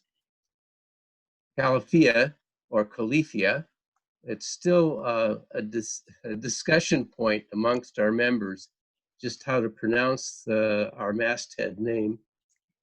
It was proposed by Juan Chiva from Southern California, and it was selected by yours truly and Juliet. Califia was a fictional warrior queen who ruled over a kingdom of Black women living on the mythical island of California. We thought this was quite an appropriate and unique name for the journal. Next slide, slide 2. More importantly, could you go full screen on that? I'm going to try. But I'm not. Try F5 and see if it will bring full screen. I'm sorry. Maybe stopping your own video, Tom. I don't really want to stop the recording. Go. How about going slideshow? Yeah, I did that. I'm sorry. I've got 2 monitors here. Hold on. I'm going to unplug. That's all right. Unplug one of my monitors. That'll do it. Hold on. There we go. How's that? There we go. More importantly, what was the editorial approach we would take towards moving to a cartographic journal? I looked at 3 map journals for guidance: the now defunct Mercator's World, I have a full set. I was upset when the publisher unfortunately died, and the publication did not move on. We also obviously looked at the Portland, fine publication produced by the Washington Map Society, and the IMCOS journal. From our member database, I gleaned the wide range of cartographic interests our members expressed in their application process, and determined that a general interest publication with relatively short articles would best match the interest of our members. So this is our basic approach: 1,500 word articles, some longer as vetted by the editor, perhaps 2 or 3 articles of an academic nature, but with an overall focus on general interest cartographic articles. Exit that slide, Tom. And Juliet? Okay. Do you want me to stop sharing? Can you show Juliet? Yeah, just exit the slide. Can No, you show don't Juliet's show that slide yet. Okay. All right. All right. Okay, so now we're on to spring 2017, which was our first time using the new masthead, which I pronounce Calafia, so I have a totally different pronunciation, the name that was selected. But I was still trying to figure out where and how to get articles. And then we were in Lake Tahoe, and I noticed that Shops has some 3-dimensional wooden maps of the lake and other areas of California. I asked around and learned that Roger Florin, the creator of these maps, had a workshop in Reno. I wasn't sure this was Calafia material, but I thought it was great. So I made an appointment and visited his workshop and learned the process, and I wrote my own very first article for Calafia. Also, I had created these regular features, but 2 of them, the ones I thought were going to be the easiest, turned out to be a real challenge. My favorite map and Meet Our Member. Because I didn't know many Map Society members. I wasn't even a member in the beginning. This was Leonard's organization. How would I know who to approach? I worried over this and worried over this and worried over it. I had this issue's features under control, but what was going to happen with the next one and the one after that? Finally, I confided my problem in Fred, my guiding light, and he made up 2 little cheat sheets. One of a list of people that might be my favorite map people, and one of the people that might be interviewed for Meet Our Member.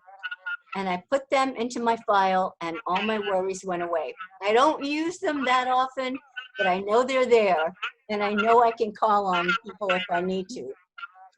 So in this issue, we met David Rumsey. We learned about Mary Holder's favorite map. We read Bill Warren's excellent book review, the happenings at the Rumsey Map Center, and about upcoming meetings of interest all over the world. And then Fred created a special, much-loved regular feature, the Cardo Quiz. I take the Cardo Quiz every issue, but I don't know all the answers. I actually don't usually know any of the answers. I hope you're all doing much better than I am with this. Invariably, inexorably, we began to grow, and from 12 pages, we grew to 20. And Fred will go on from there. That's bizarre. Your image isn't there. Tom, slide 3. I don't know what to tell you. One of my favorite features of the newsletter that Tom Warren produced for us for so many years included a bit of humor, a map cartoon, a cartographic quote, so forth. I proposed to Juliet that each issue include a cartographic quiz, in other words, a Cardo quiz.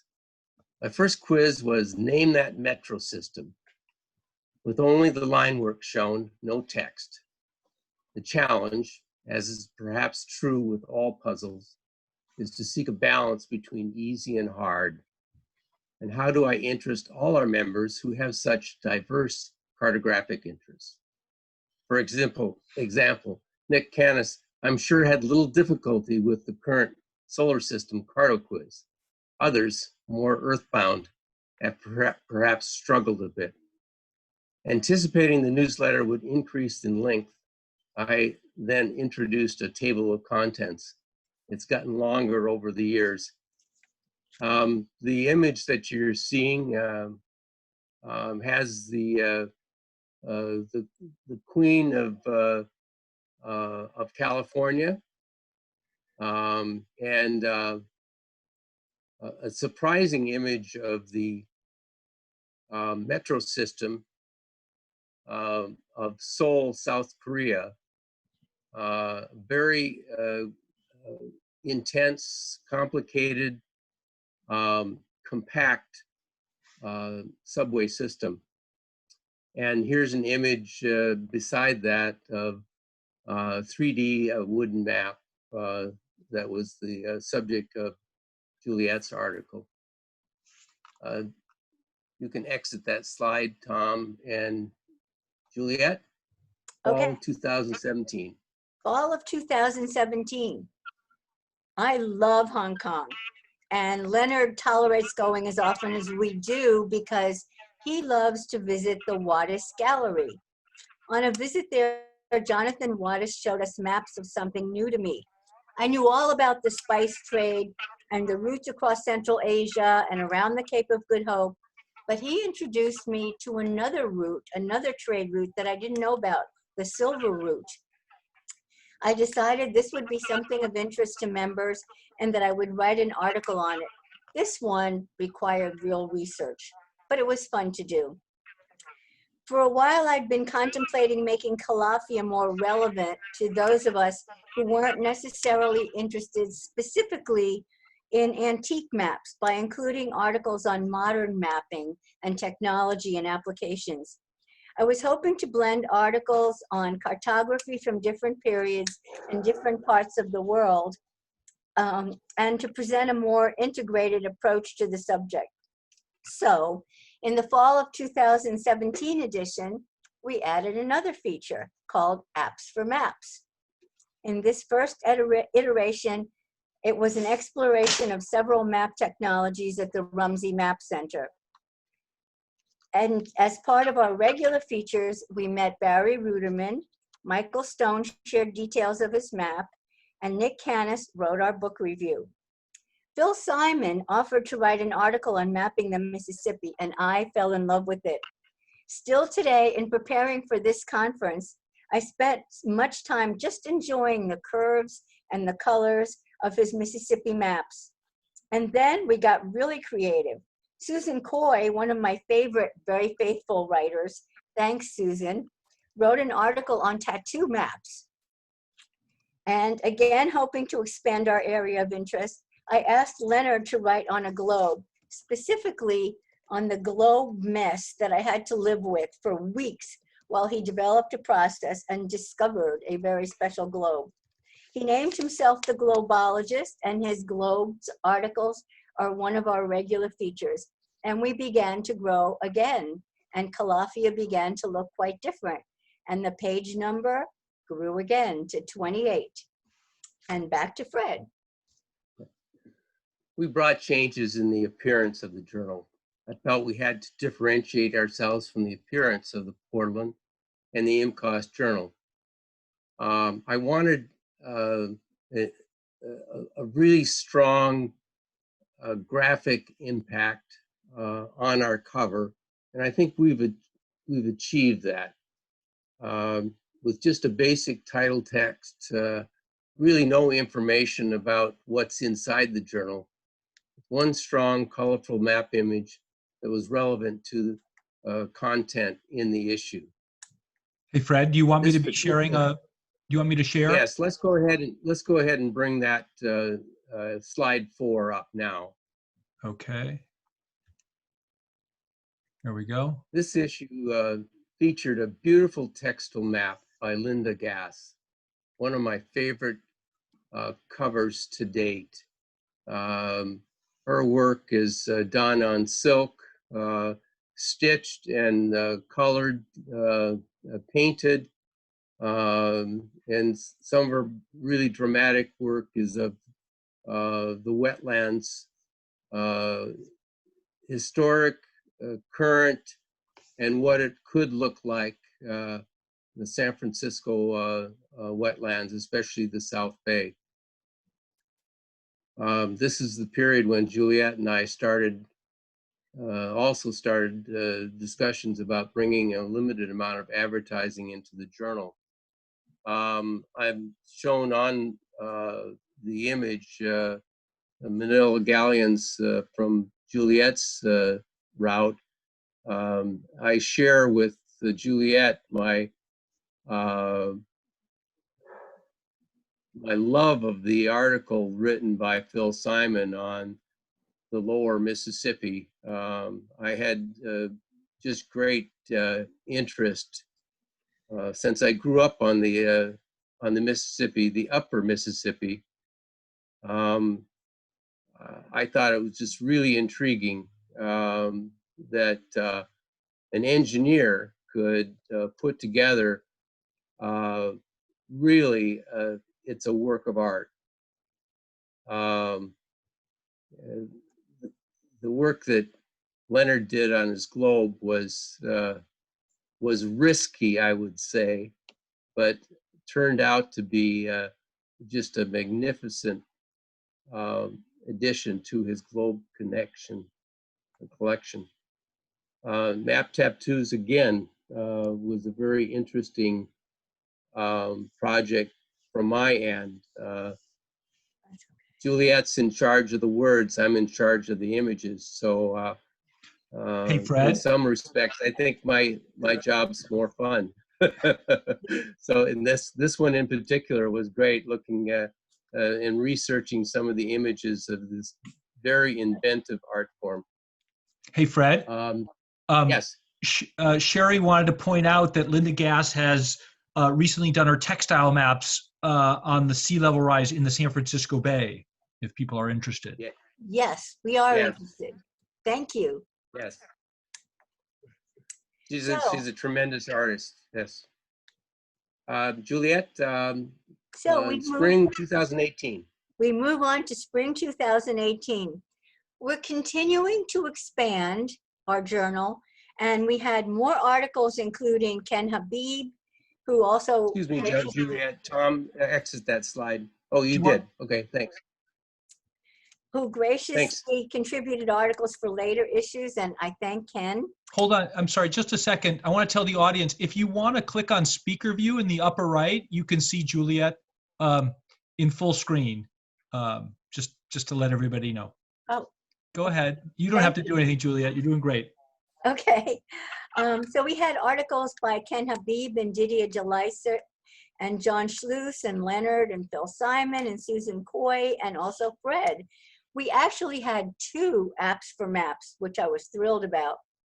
We met Lavon Jacobson, and Julie Sweetkind Singer shared her favorite map, and Bill Warren produced our book review.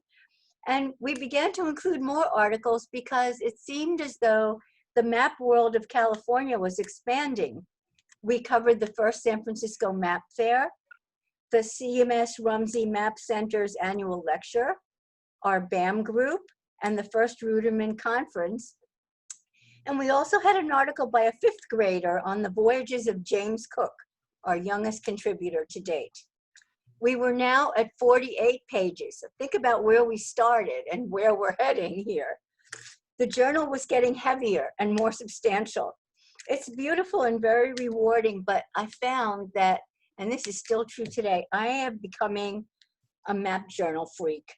Everywhere I go, everything I see and hear, everything I read, Calafia is always right in the front of my mind, and I start collecting little bits and pieces of information that I could possibly use for future issues. I began to consider how to do outreach to authors, where to find them, how to approach them, and I started lining up authors way ahead of time. So you can see that my own concerns and my own issues really started playing into how I was working with Calafia. Always on the hunt for articles of interest and article writers, I thought about this a lot. I would like our primary articles to be members of our organization. I think that's most important. And that means you, every one of you listening to this. But I also thought it would be interesting to reach out to other people. I went to the San Francisco Map Fair to write an article about it, and a new insight struck me. There were map dealers to contact. There were map meetings to go to. There were map interests found while I was traveling. All of these could be potential sources of authors, and that really changed my world and my perspective and was wonderful. And now Fred will talk about his issues with this issue. With this issue, we welcome 2 advertisers to the journal. Good news, since with increasing size, our printing and mailing costs were increasing. With increasing size, more contributors and greater complexity come problems. We had our first issue with the attribution of one of the maps we displayed. And we're continuing to work on that issue. Layout and ordering of articles became more of a challenge, and a change in printers created some software issues. Gathering the needed images from contributors and obtaining permission to use such images from copyright holders became more time-consuming as we increased the length of the issue. On the graphic, you can see the image of Nick and myself at the first map fair. The sponsors were kind enough to give us a table that was the first image that participants saw when they entered the hall. So we ended up recruiting perhaps 18 or 20 new members just in that one map fair. So it's been an important membership tool for us. Fun to bring in a youth contributor. It was interesting for me to look at some of the early maps of the voyages of James Cook. And I think a real change for us to include a youth contributor. Juliet Sweetkind Singer provided a great article and a very interesting cover for us.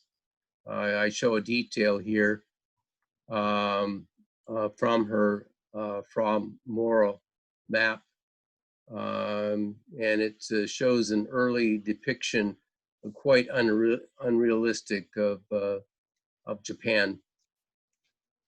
Juliet? Okay, now we're up to fall 2018. Following up on my plan to search for authors, I reached out and I ventured into new areas. And this edition featured new authors for Calafia, and several of them weren't even members of the Map Society. Janice Hayden had led our Road Scholar group through the treasures of some of our favorite national parks.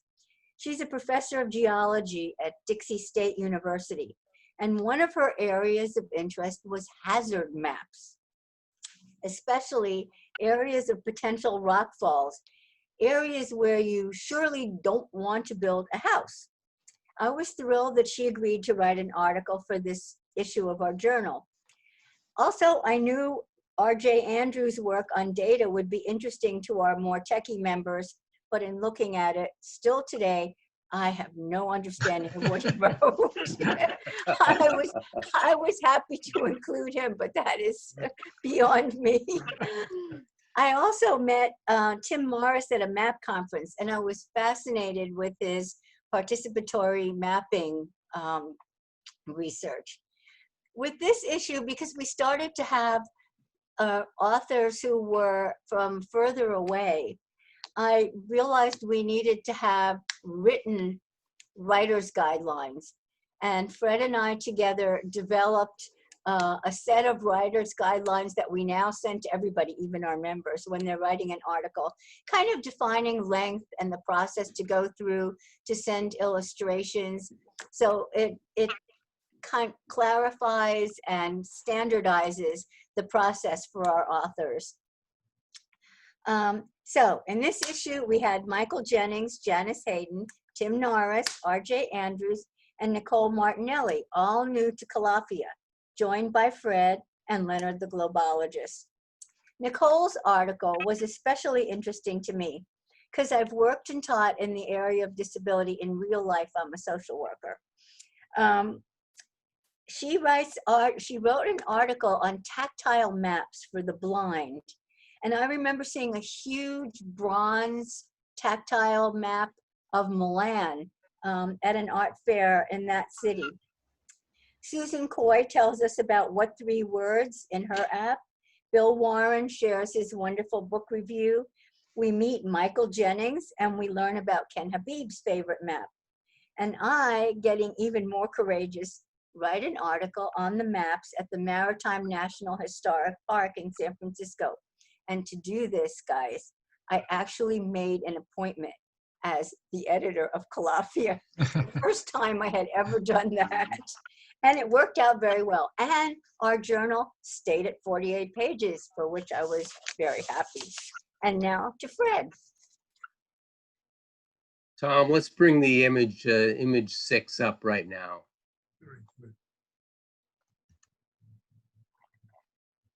With this issue came my biggest headache so far, anyway. We were still stapling each issue, but the printer couldn't seem to get the stapling tension just right. So on many of the issues, the stapling cut through 2 or more of the center pages. It was really disturbing. Much of the order had to be reprinted and restapled, and still the problem persisted. The options were change the printer, and I didn't want to do that. Their color reproduction is the best we could find here in the Santa Cruz area. We could shrink the journal. Didn't want to do that either. Or we could go to perfect binding. In other words, throw out the staples and go to a more professional binding process. We determined not to shrink the journal. We proceeded with perfect binding, accepted a 30% increase in printing cost, chose heavier cover stock and better interior paper, and I think we moved to a more professional look. Just to backtrack a little bit, I also gained increasing respect for our writers and for Juliet in the articles that she wrote. I'm more of a map and graphics person, so writing doesn't come easy for me. So it's fun to see my articles in print, but it is, for me, time consuming. And I've just gained such appreciation for our authors, and in particular for our editor.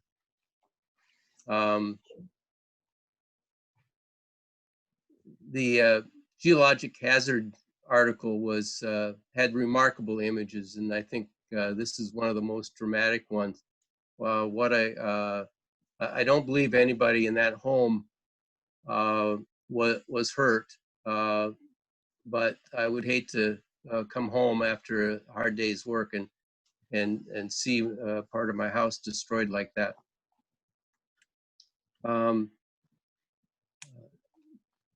Leonard wrote another one of his excellent Globe articles. This was the Airways Globe, and the image is probably a little hard to see here, but there's a tactile map image here. It brought to mind one of the speakers we had at Stanford a few years ago, who was blind from his teenage years and gave us a talk and passed out images of Braille maps, downtown areas for the blind. So that was a very interesting issue for me. Juliet? Okay, we're up to spring 2019. That ushered a completely new era in Calafia's short history because it was, as Fred has said, our first bound rather than stapled journal. It was a huge change. And it really outdid itself with the quality and quantity of the material that we were able to have in it. It was the first edition that kind of all by itself began to develop a theme, in a sense that there was more than one article related to a specific subject.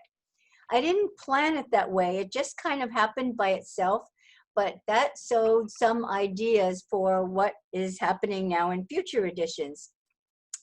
Focusing on the interests of our antiquarian members, this edition featured articles by Eliane Dotson and Linda Puckstate. Focusing on books, it included one of Wes Brown's excellent reviews, an excerpt from Betsy Mason's book, Judith Tyner's discussion of the biography of an atlas, Nick Canis's My Favorite Map article, which featured a map from his own book. We also traveled the world in this issue with Michael Jennings and Ed LaFranco and Fred Auda. And then we came back to the United States with Gray Brechin and Henry Lessie, a docent at the California Academy of Sciences, and Tom Pierce, who's the co-sponsor of the San Francisco Map Fair. You can guess where I found him, given what I said before. Richard Bryman is featured in our Meet Our Member segment, and Marianne Hinkle writes about the California Map Fair.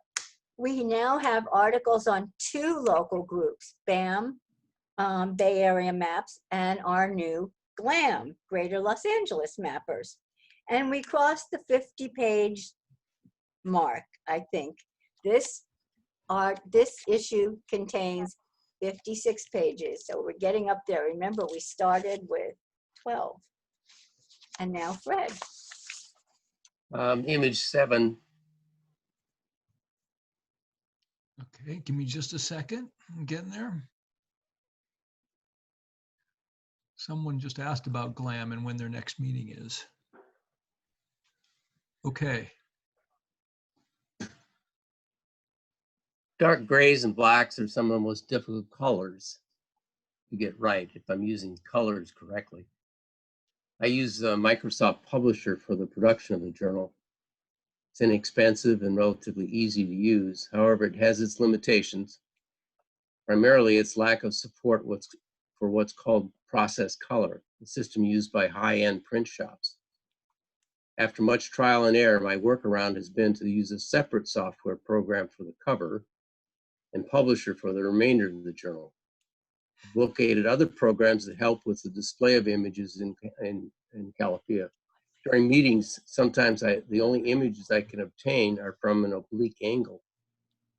The Snapseed app allows me to straighten these images, really kind of rubber sheet them, and to remove unnecessary background information. Planning each issue starts before the publication of the prior issue, a several months process.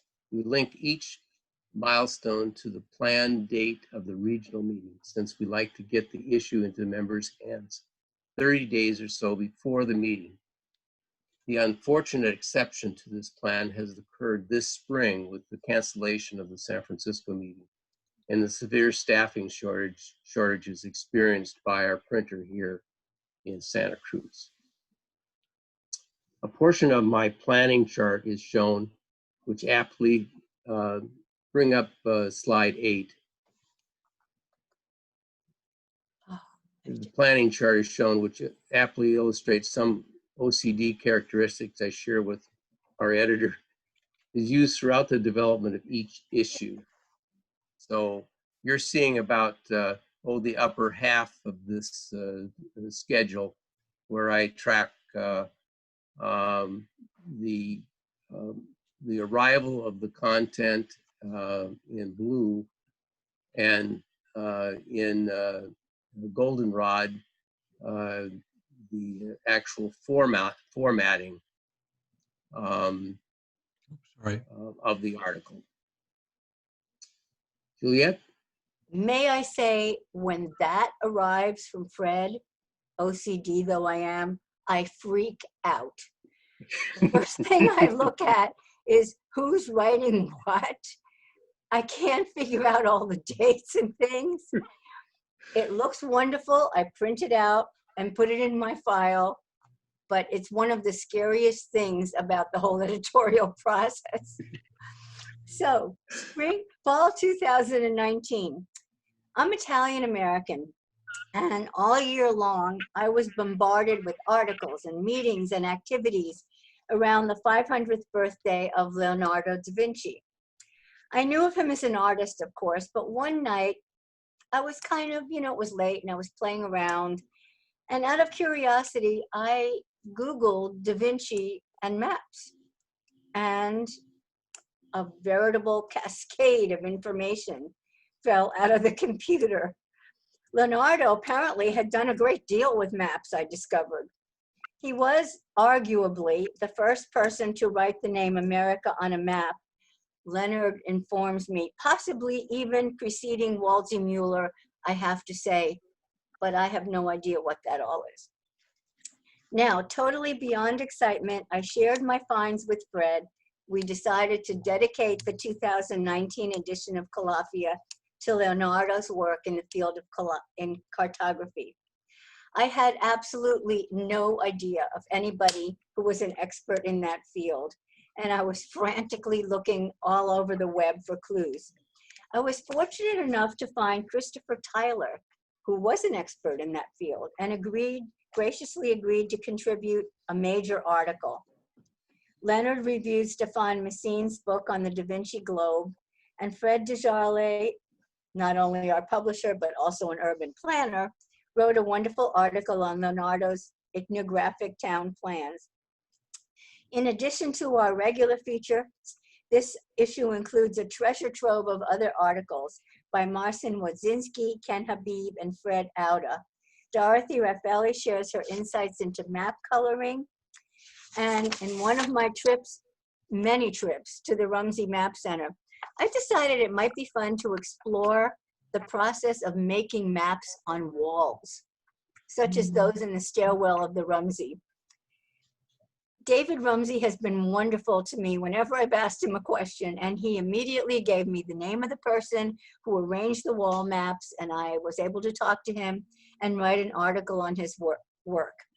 Tom Worth also shared his favorite map. We met our member Steve Hicks. Both BAM and GLAM met. And this edition was the first where, new problem, there was more material than what could be contained in the journal's pages. This gave your editor pause and a lot to think about. In my eagerness to make sure we had enough material, my OCD self, and in my personal curiosity and desire to follow every idea and every lead in the varied interests of our members, I've tended to gather many, many articles. I've written detailed articles from meetings of interest. I've expanded the mapping here and there. All this was beginning to be an issue in this edition. Along with all of this, another major issue and another major decision. I discovered that I had dedicated this issue to Leonardo in honor of his 500th, but it was also another really important anniversary. It was the 50th anniversary of the Apollo moon landing. How could I possibly have done this? What could I do? Many emotional discussions with Fred ensued, and we decided to dedicate the next issue of the journal to the mapping of space. A whole new world, literally, of mapping. One filled with highly technical data gathering technology that I knew was going to be far beyond me. I began to try to reach out to some local experts. Once again, I ventured into a new area and I knew I needed advice from Nick, from Nagy Cox, I began to gather a wonderful group of authors for our next special edition. And Fred really liked the idea of themes, not completely dominating an issue, but just a few articles on one theme. We decided we'd have a theme every issue. We're now at 52 pages and lots of ads, because Fred hasn't talked much about his ads, but he's done a wonderful job. Thanks to him. In addition, we were approached by Tom Sanders from the Portalon, asking that we consider a free ad exchange with the Portalon. Fred and I were enthused, and we quickly agreed to do that. And now Fred. Slide 9. I'll talk a little bit about this before I move to my comments. What?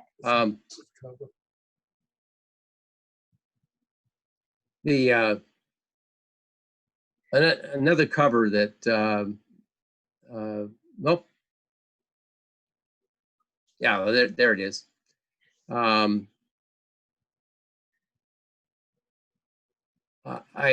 I was uncertain about, and I tried several different ways of arranging the images, and it's a departure. Let's go back. It's a departure from my single image approach, but I ended up being pleased with this cover, especially because it gives you almost a 3D impact, but I'm even more impressed by the quality of the work within the journal. The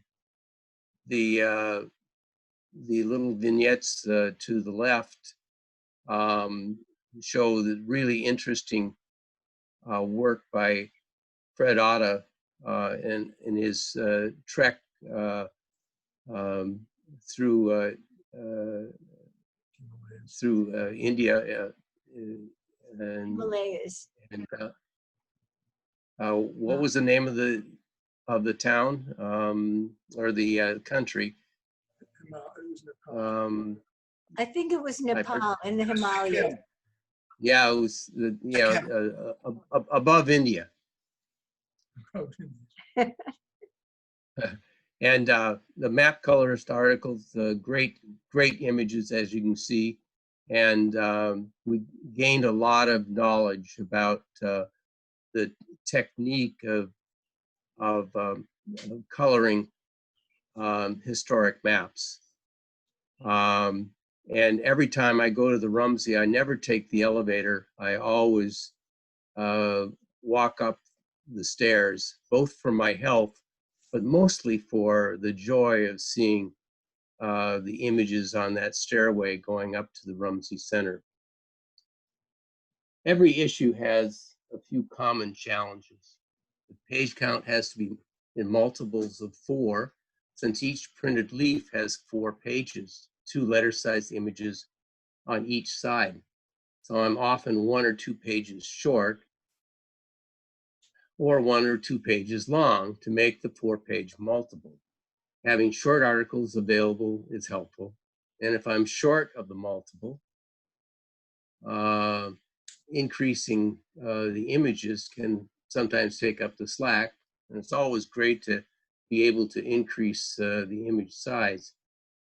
I try to minimize the times when I have to direct the reader to a subsequent page to complete the article. Finding a slot that's not 20 pages away can be challenging. In themed issues, where we try to group the articles, the themed articles, can make the process even more difficult. Advertising development continues at a slower than desired pace. We'd like to move to a percentage content that's similar to the other cartographic journals, but we're not there yet, and we're hoping to do better in coming issues. The no-fee exchange ad program between the Portalon and Althea, although not a revenue-producing activity, is an important step in increasing our visibility in the cartographic community, and we certainly appreciate the initiative by Tom Sander. The addition of an advertising editor to the current two-person staff of Calafia would certainly be welcome. Juliet? Okay, we're on our spring 220 issue, which hopefully is not far from you. What a treasure trove of wonderful articles there are in this edition. Following our theme of mapping in space, we have articles by Fred Califf, Curtis Bird, Chris Lane, Robert Garfinkel, Henry Lessie, and Nick Canis's Star Maps book. All our regular features continue. We meet Wally Jensen, and we learn about Leonard Rothman's favorite map, which happens to be my favorite map as well. However, in this edition, all the fears that I had started gathering before landed with a solid punch. We had much too much material. So I deferred my own articles, and I deferred Leonard's articles, except for my favorite map. And I wrote authors' letters of apology, and I began a list for fall 2020 articles, which I'm just about complete with now. We also encountered a few problems in the spring issue that were new to us. One big one was that two authors seemed to be writing on the same subject. I had invited them to contribute to the journal, and I had been quite specific about what I would like them to focus on for their work. And then one of the authors changed everything around and wrote on another angle entirely. The angle selected was clearly going to overlap the work of another author. I did a lot of hoping and praying, and I wasn't sure what to do. And finally, the other author reached out to me to clarify what I might want in the article. And I was able to steer him far away from what the other article was about. Another problem, not new, but definitely in this issue, editing is always a very sensitive job. You want to make the article as perfect as possible for readers, and sometimes you need to clarify. You might need to change a word or a phrase or spelling or punctuation. That's what editors do. But editors also have to be very sensitive to their authors and not risk offending an author with too many changes or comments. It's a very difficult line to walk, even when you don't know the authors. And here, many times, I do. With Calafia, I know them, and I don't want to risk offending anyone or hurting anyone's feelings. So both for the authors I know and for authors I don't know, authors who may be very far away, it's always thinking, is this change really, really necessary? Is it worth potentially offending someone? These decisions sometimes keep me up at night. Still another problem. The winner of our student essay contest expected that his essay would be printed in full in the journal. This issue had not been clarified ahead of time. What to do? Fred took on the decision-making responsibility. He consulted with our president and with the Rumsey Map Center, which co-sponsors the essay contest, and he will be sharing his experiences and his thinking in a minute. We received the first copy of the Portalon with our ad, and it looks beautiful. Fred did a great job designing it. And in this issue, our first edition with the Washington Maps Society's ad is there. A new era has begun, but other problem. This spring issue is 68 pages long, 16 pages longer than the preceding issue. In looking at it, both Fred and I decided that it was too much. We needed to reduce the page count to stay at 52 or 56. We need to reduce the number of articles dedicated to the journal's theme to not more than 3 to allow space for other areas and interests. Fred will share more of his thinking with you. Fred? Slide 10.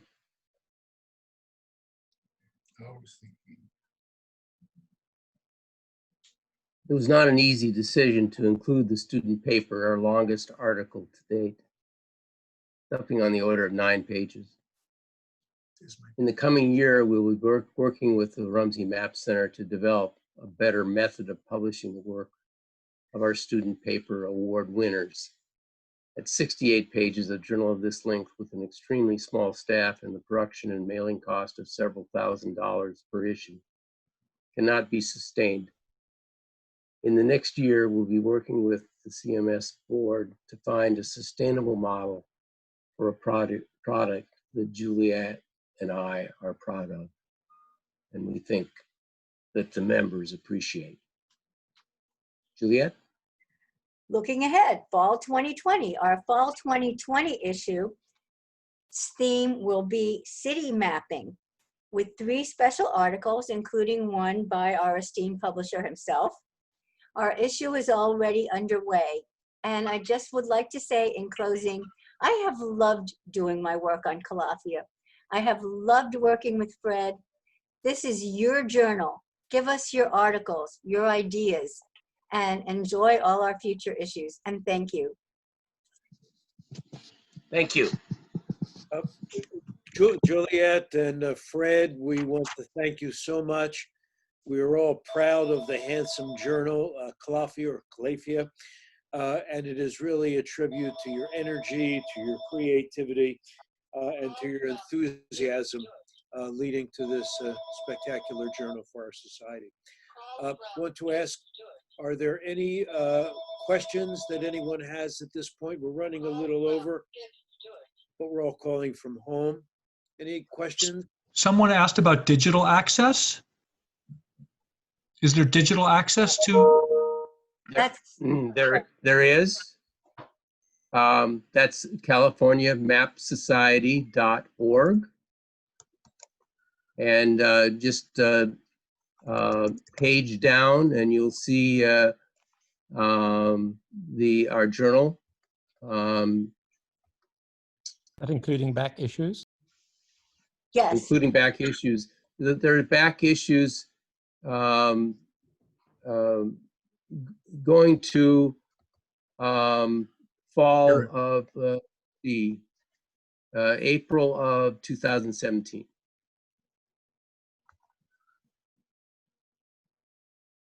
Yeah, April just texted the link in the chat for all the back issues that are on the site, and I'm showing it on my screen. Yeah. Well, without any other questions apparent, I want to thank again Juliet and Fred. This was just a spectacular story of growth, and we thank you for all you've done on behalf of the society and for your presentation today. So to our 2 speakers and to Courtney, our other speaker, this has been a great experiment. I think there's no doubt that when we resume live meetings, we'll have to incorporate the virtual component so that we can expand our reach of the society meetings. And at this point, we're a little late, but I want to turn it over to John for the business meeting. John?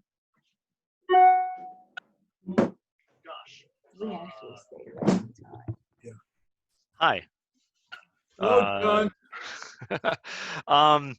So we do have a treasurer's report. We're doing just fine. By way of announcement, we've delayed the board meeting that would be synchronized with this general meeting, just to give people a break while we were organizing this. And of course, I'm not super organized. So our business meetings are always very informal, with a summary of the treasurer's report and with a call for things that the membership wants us to consider for next time. So for those of you who are members, you should be expecting an email from me within a week to ask for board business. And we have an election coming up. If you're interested in taking over an officer role, please do get in touch. We're totally interested in volunteers. John, do you want to John Fleming, do you want to summarize the treasurer's report to any extent other than saying that we're in pretty good shape? Well, we have $31,000 in cash, so we're still solvent. We are careful how we spend that $31,000 because we want to spend it on things that are strategic to us. One example of that is the the funding of Califia as we build up our subscription revenue to cover that cost. Right now, it's out of pocket compared to our normal dues here, and we'll get that one sorted out. I'm confident, but we're keeping a careful eye on that so as not to fritter it away. On an overall basis, we have about dues basis of about $5,500 to $6,000 a year, depending on whether we have a life membership that particular year or not. We spend, exclusive of Calafia, we spend $3,500 to $4,500 a year. Biggest cost would be technology and our subscription for our website and membership service, which are all part and parcel of the same. And then we have to have insurance when we have real live meetings together, liability insurance, where nobody will give us access to a place. And then we have a series of other fairly low dollar items. Again, everything we do is using volunteers. So it's relatively inexpensive. So we have probably a couple of $1,000 extra, for publications. The publications is costing, I don't know, Fred, maybe $7,500 a year at this point. Oh, no, less than that. No. Yeah, well, say 6,500, 7,000. Maybe six. Yeah. 6.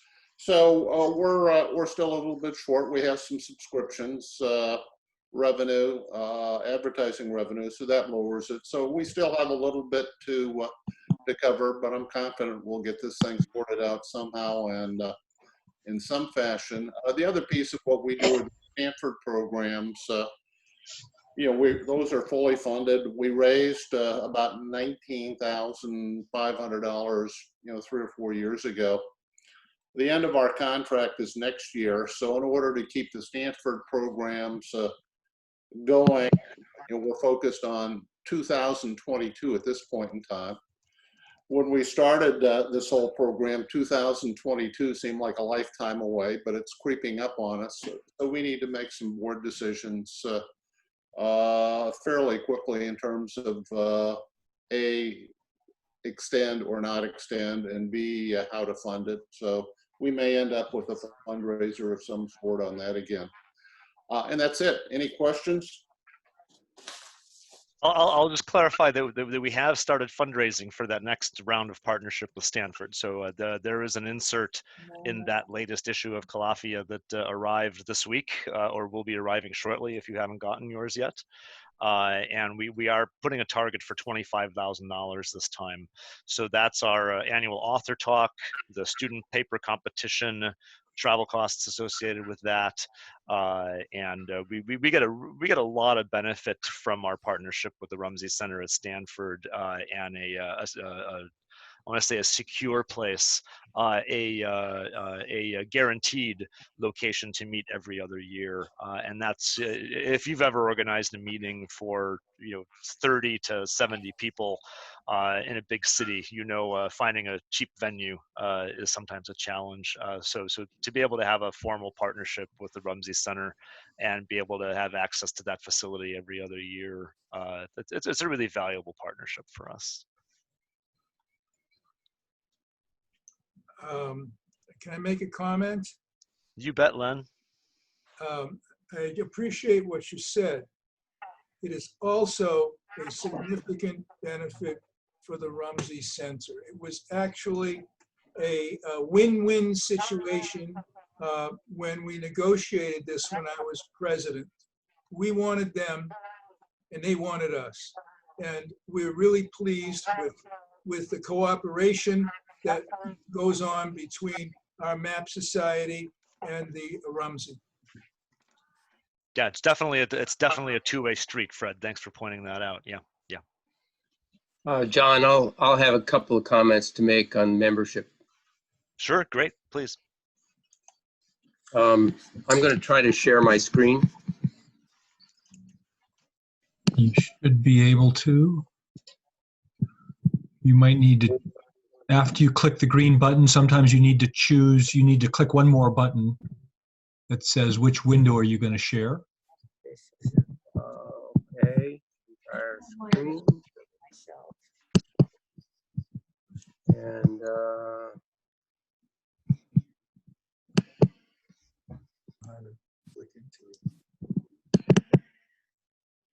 I guess you thought it was rather forward to start texting. Yes. That's okay, you are forward.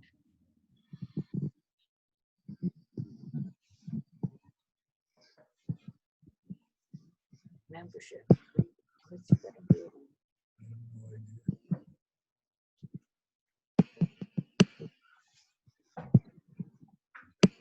not sure how to make it. Did you click the green button?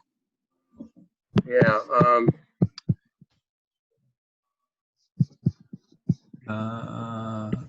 Share screen right there, that one. It's next to the chat button. There you go. There you go. Now it got us. Are you seeing anything? Well, yeah, we can see your screen now, so we can sort of see us. There you go. Now we got Google. Okay. Here we go. Can you see that? Yeah, your table of April 19 and 20. Yeah.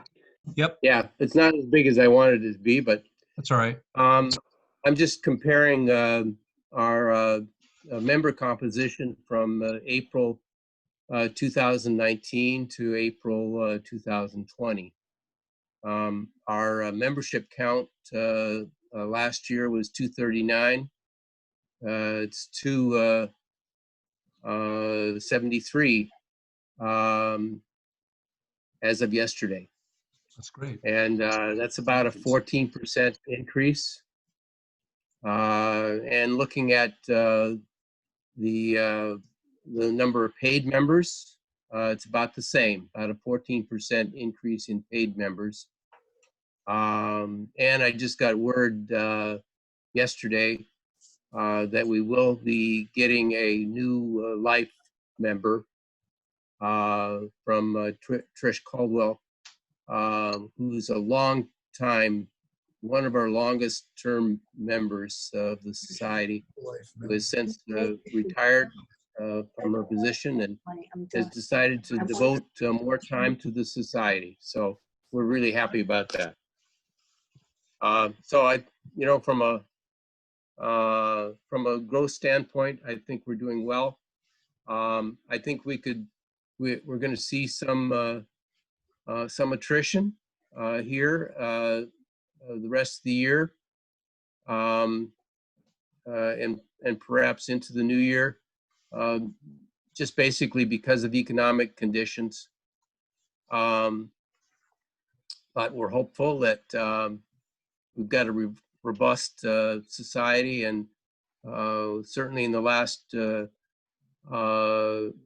10 years, we've seen pretty significant growth, both in the numbers and in the benefits that we're supplying to our members.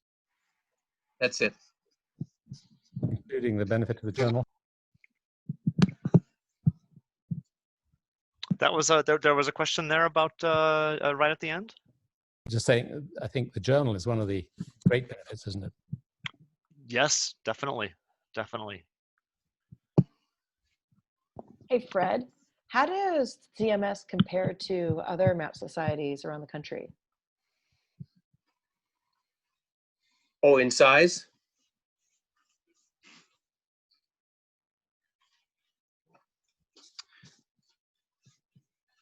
I would guess she meant size, Fred. Yeah. Sorry, I remuted. Yes, I'm just curious because I mean, California's it seems like we have a great, 273 members is wonderful. I'm assuming we're one of the biggest. I don't have an accurate count for the other societies, but my suspicion is that we are probably somewhat behind the Washington Map Society, and maybe neck and neck with the Texas Society. So my estimate is that we're probably in third place. So I'll put myself on the hook for connecting with my friend Steve Hannon, who was on the meeting earlier and is the president of the New York Map Society. He's done a study of this. Like, he looked at all the different map societies, and I'd love to see if we could get our hands on that to see what it says. So I'll try to do that. Okay. I think another competitor might be IMCOS, which is an international group that may also have a pretty large membership. Oh, yes. Yes, certainly. Yeah. You know, I wonder the fact that I don't know if they're going to have the San Francisco Map Fair this year. I assume they won't because of the sheltering in place. But if they don't, how might that affect our recruitment? Maybe we'll recruit through virtual means like this. Yeah.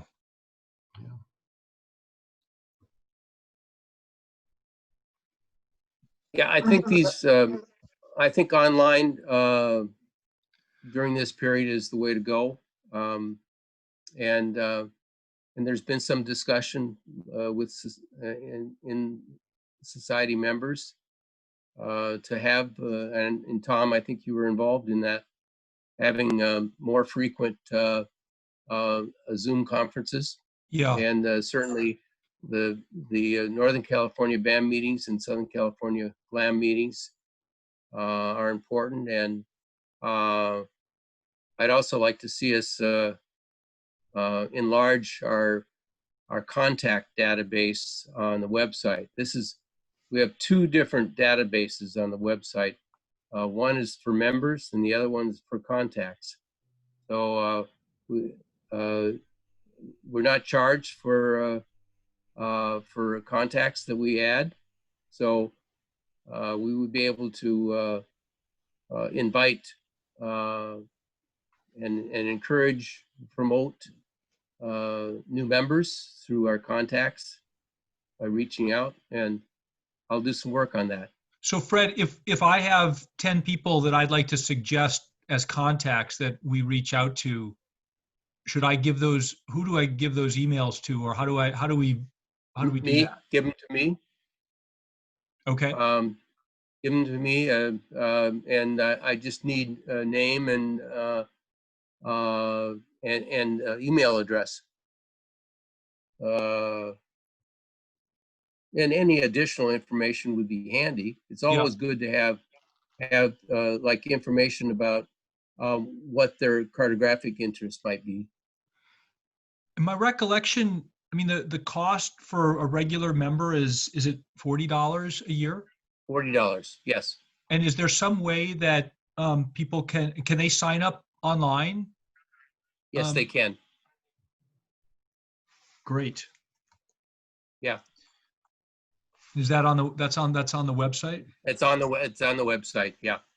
Yep. Yeah. All those services are available. You can pay with your credit card. If you don't want to do that, you can still print out a form and send in a check if you prefer that. Although all of you Zoom people are so high tech, I'd be surprised if you didn't do that. Len, I see you raising your hand over there. So did Nagin. Yeah. Oh, Len, you're muted, so we're going to go to Nagin first. Have I lost you guys? No. Can you guys hear me? Yes. Yes. Okay. So along the lines of what Fred was saying about GLAM and BAM, one of the things, I wasn't sure if this was the right place to bring this up, but I think GLAM was already talking before all of this shelter in place started. We were already talking about needing to do or considering doing kind of every other meeting virtual, just because LA is so spread out that, so I think one of the things that might be good to consider is if we had a map sharing meeting, maybe every other one, both BAM and GLAM could do, a joint, like a CMS map sharing meeting, and then alternate those with in-person for BAM or GLAM. So like GLAM would meet twice a year and BAM twice a year. But there would also be map sharing meetings that are statewide. Yeah, I know. I totally agree. I didn't mean to say no. Yes, I totally agree with you, Nagin. This has gone so smoothly, both the board meetings that we've done and the GLAM meeting from a couple weeks ago. I thought this was going to be very awkward, but I've been super pleased at how natural it's translated and at the level. I don't think it's hurt the conversation at all. If anything, we've gotten people participating in the conversation who wouldn't ordinarily. So that's great. Thank you. Yeah, and I like the other every other GLAM and BAM online idea. Yeah, I've made a note of that. So this is Ron. I do want to talk about the advantage of live meetings and the networking and the fellowship that generates. So we could discuss at the board meeting whether we want to continue to have the format, but superimpose upon that the virtual content so that those from around the state have the opportunity to present. I think the opportunity to visit at someone's house, to have the networking, that really enriches the experience.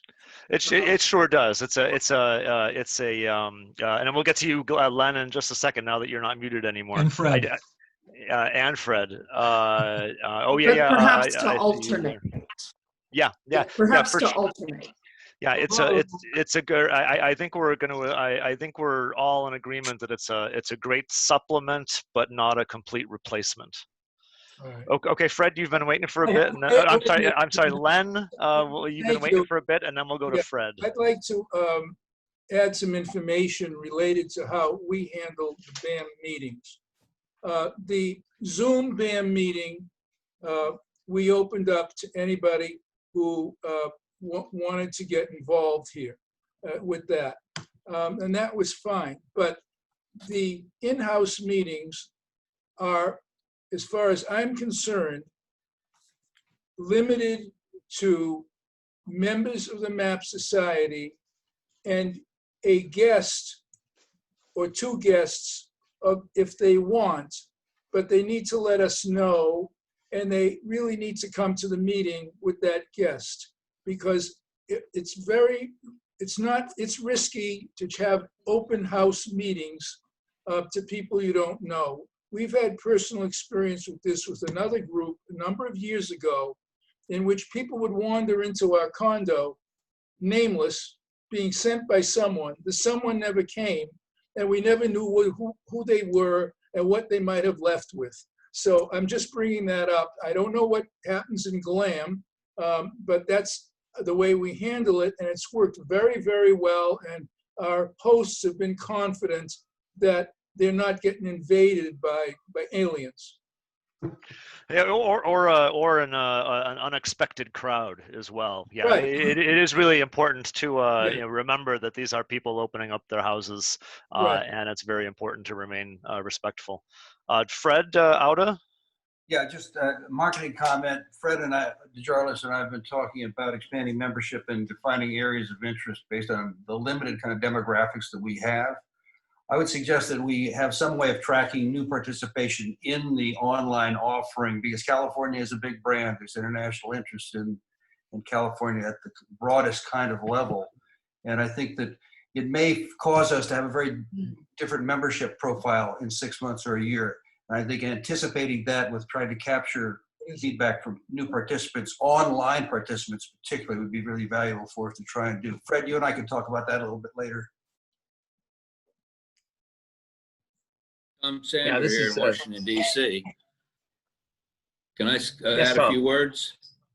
Please do. Okay, I have, with Washington, D.C., we have a different meeting model than you have in California. Certainly you have your local groups and your house meetings, and then you have your twice-a-year meetings in the North and South. And that's a great model for out there.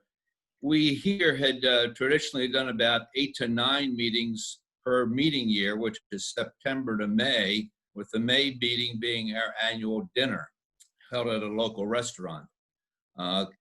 We have found as the years go on and our members age somewhat, that it's harder and harder to get to central Washington, D.C. at 7 p.m. or 6 or 5 p.m. in the afternoon for a membership meeting. We found that their head count had gone down quite a bit over the last 2-3 years. I think we might find with this climate now, given social distancing for our group, that we might find it to be a very positive effort to have these Zoom meetings. We have had quite a few inquiries from members outside of our city, maybe an hour, 2 to 3 hours away in the region, who said, I wish your meeting could be on a Monday or a Tuesday or a Wednesday, because we just can't get there on a Thursday night. So we've had targeted to move it to other evenings, but now with this offering by Zoom, which you've done today, you can see you've drawn some of your members who have not otherwise been able to get there, from New York, from Washington, from Alaska. Right. We think this might be a stimulus for membership who can attend a nice meeting, good video presentations as you've shown with the PowerPoint slides. In addition, you have the journal as a supplement to keep people interested. I think this new normal might be for a lot of our more distant members and those who can't attend.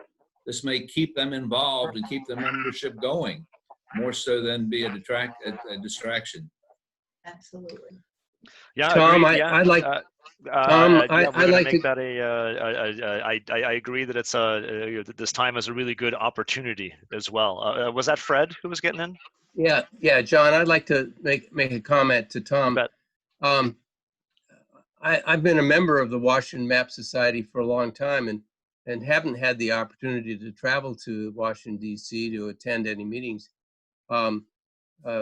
Your support of a Zoom conference, say on a regular basis, would allow me to participate in your society to a greater extent. I would certainly look forward to that. We're looking at that now. We had a meeting scheduled for March, which had to be canceled.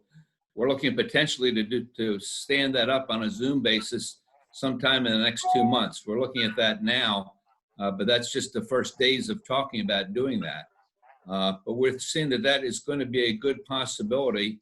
We know that the Rumsey Center, I believe it is, has 2 meetings planned for May on the 8th and the 15th with Chet Van Duzer on one of them, and Lauren Killingsworth presenting the other one in May.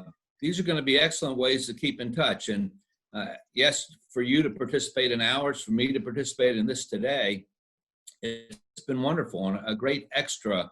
We have done with our meetings is we have recorded them and posted them up to our website so our members can go there and watch membership meetings. So that has been a feature too, that people not able to attend on a certain day or time can retrieve that and look at that material. We're beginning a bit more sophisticated as time goes along, as we learn more about recording and then posting those to our website. Thank you. I'd like to make a comment about this. I've been a member of the Washington Map Society between 30 and 40 years, and I've attended some meetings there and the annual dinner meetings. And I do look forward to be able to tune in on a regular basis if you get on Zoom, use Zoom also. I will pass that word to our board, and I think they're going to be very receptive to that. Thank you. This has been a really nice conversation. Is there since we are in a business meeting, I am going to ask: is there any new business for the society to consider? Yes, I've been studying the bylaws.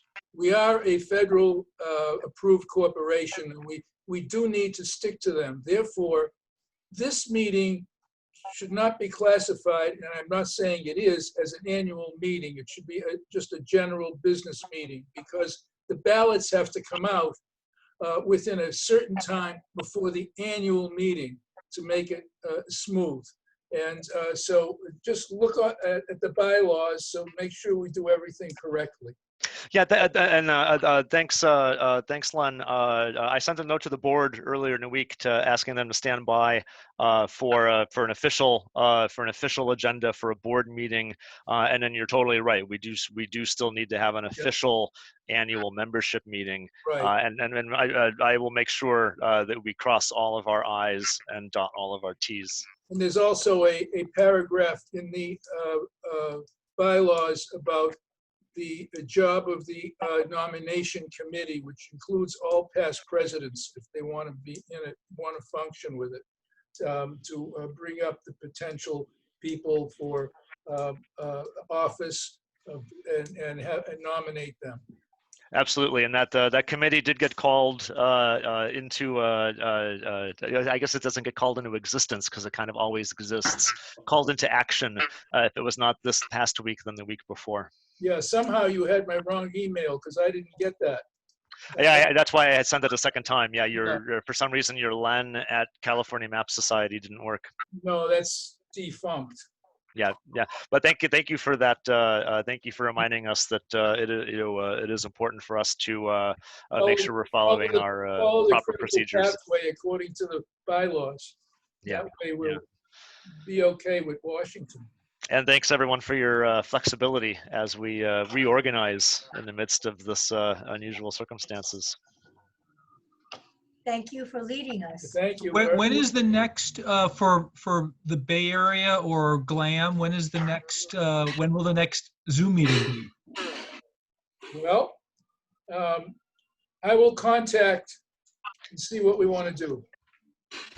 Yeah, Len and I are talking about it after this. Great.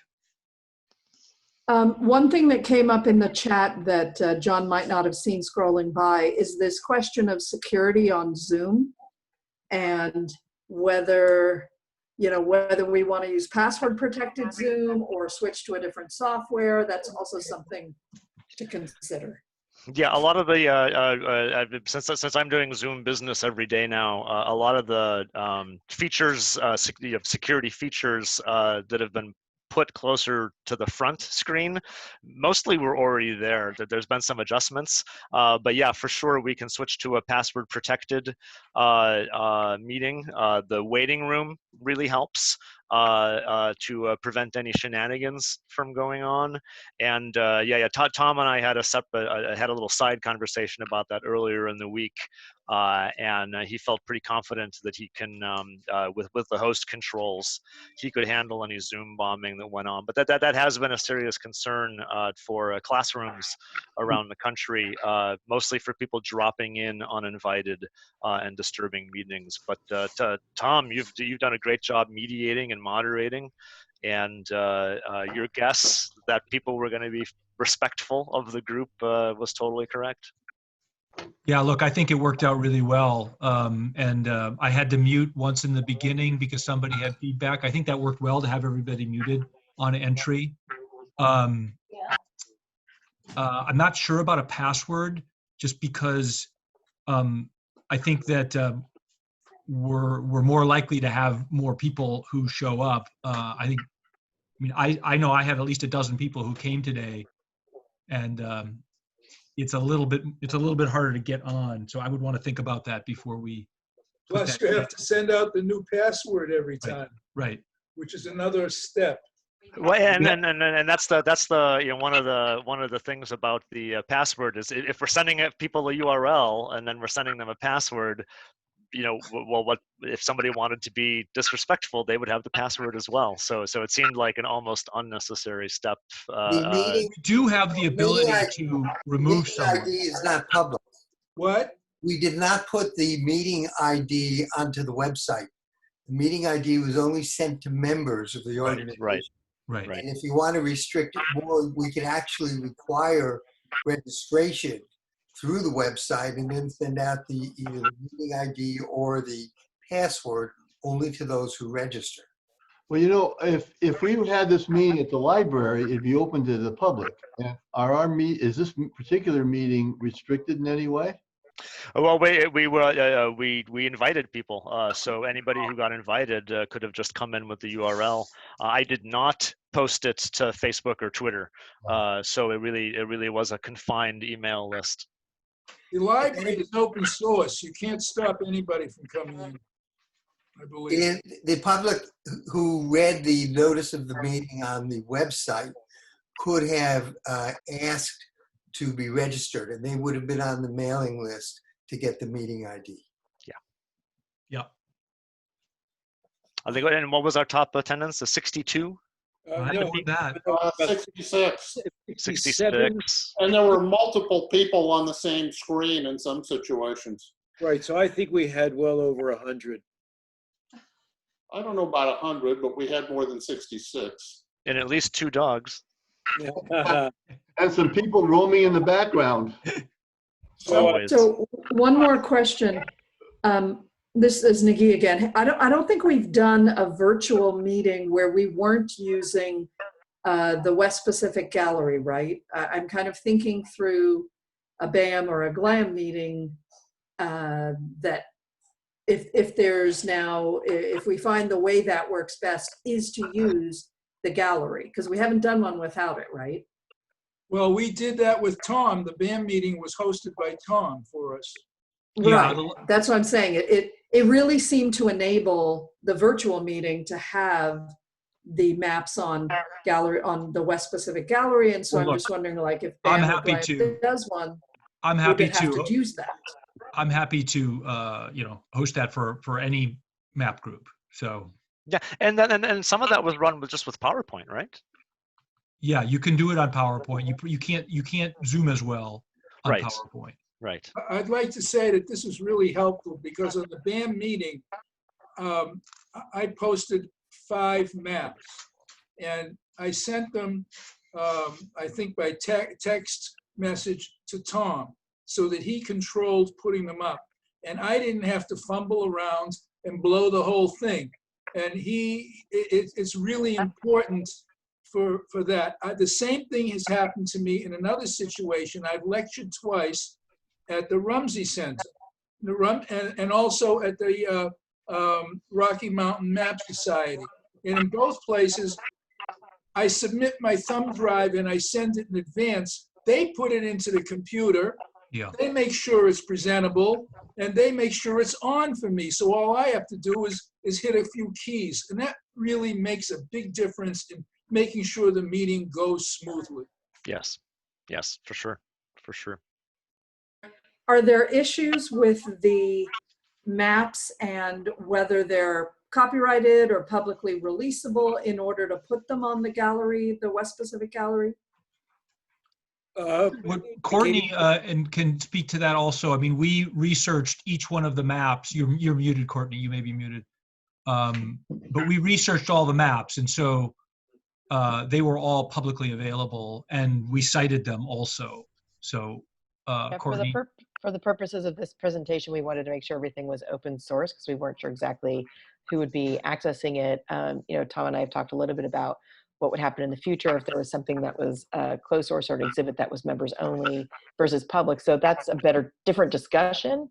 Also, whatever privacy issues might be up if it's a personal collection item that you don't want to have shared. Issue, right? I mean, Bill Fisher shared some of his personal collection, and I asked him, and he told us, how to cite it. And Rich Bryman shared his maps, and we've asked him. I mean, I would say the rule in this regard is, ask. Right. Agreed.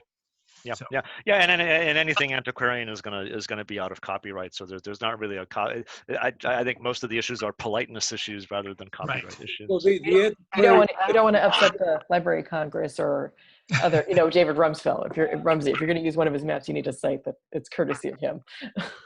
But we are also trying to encourage not antiquarian maps, right? Right, exactly. Yeah, I think we can mediate that pretty easily in the game.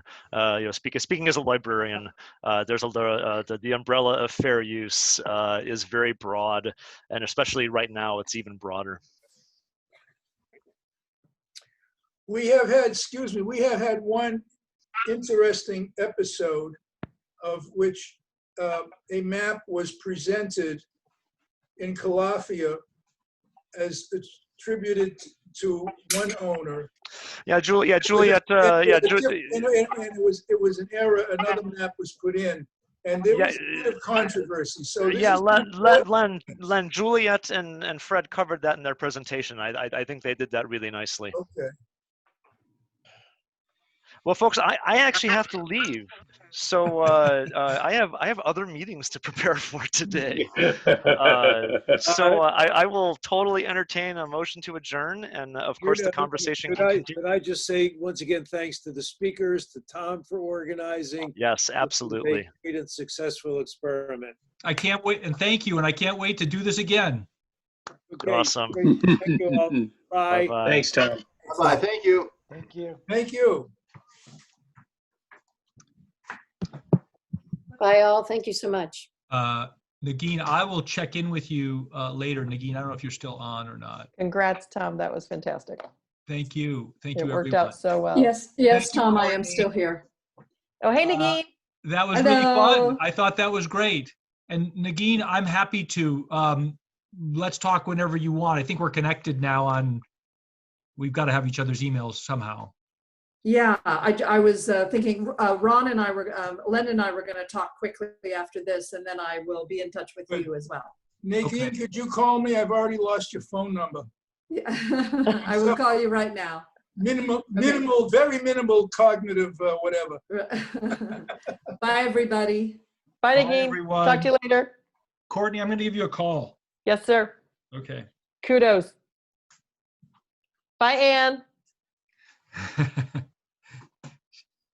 All right, I'm leaving the meeting. Ah. Yeah. Awesome. You had a good turnout.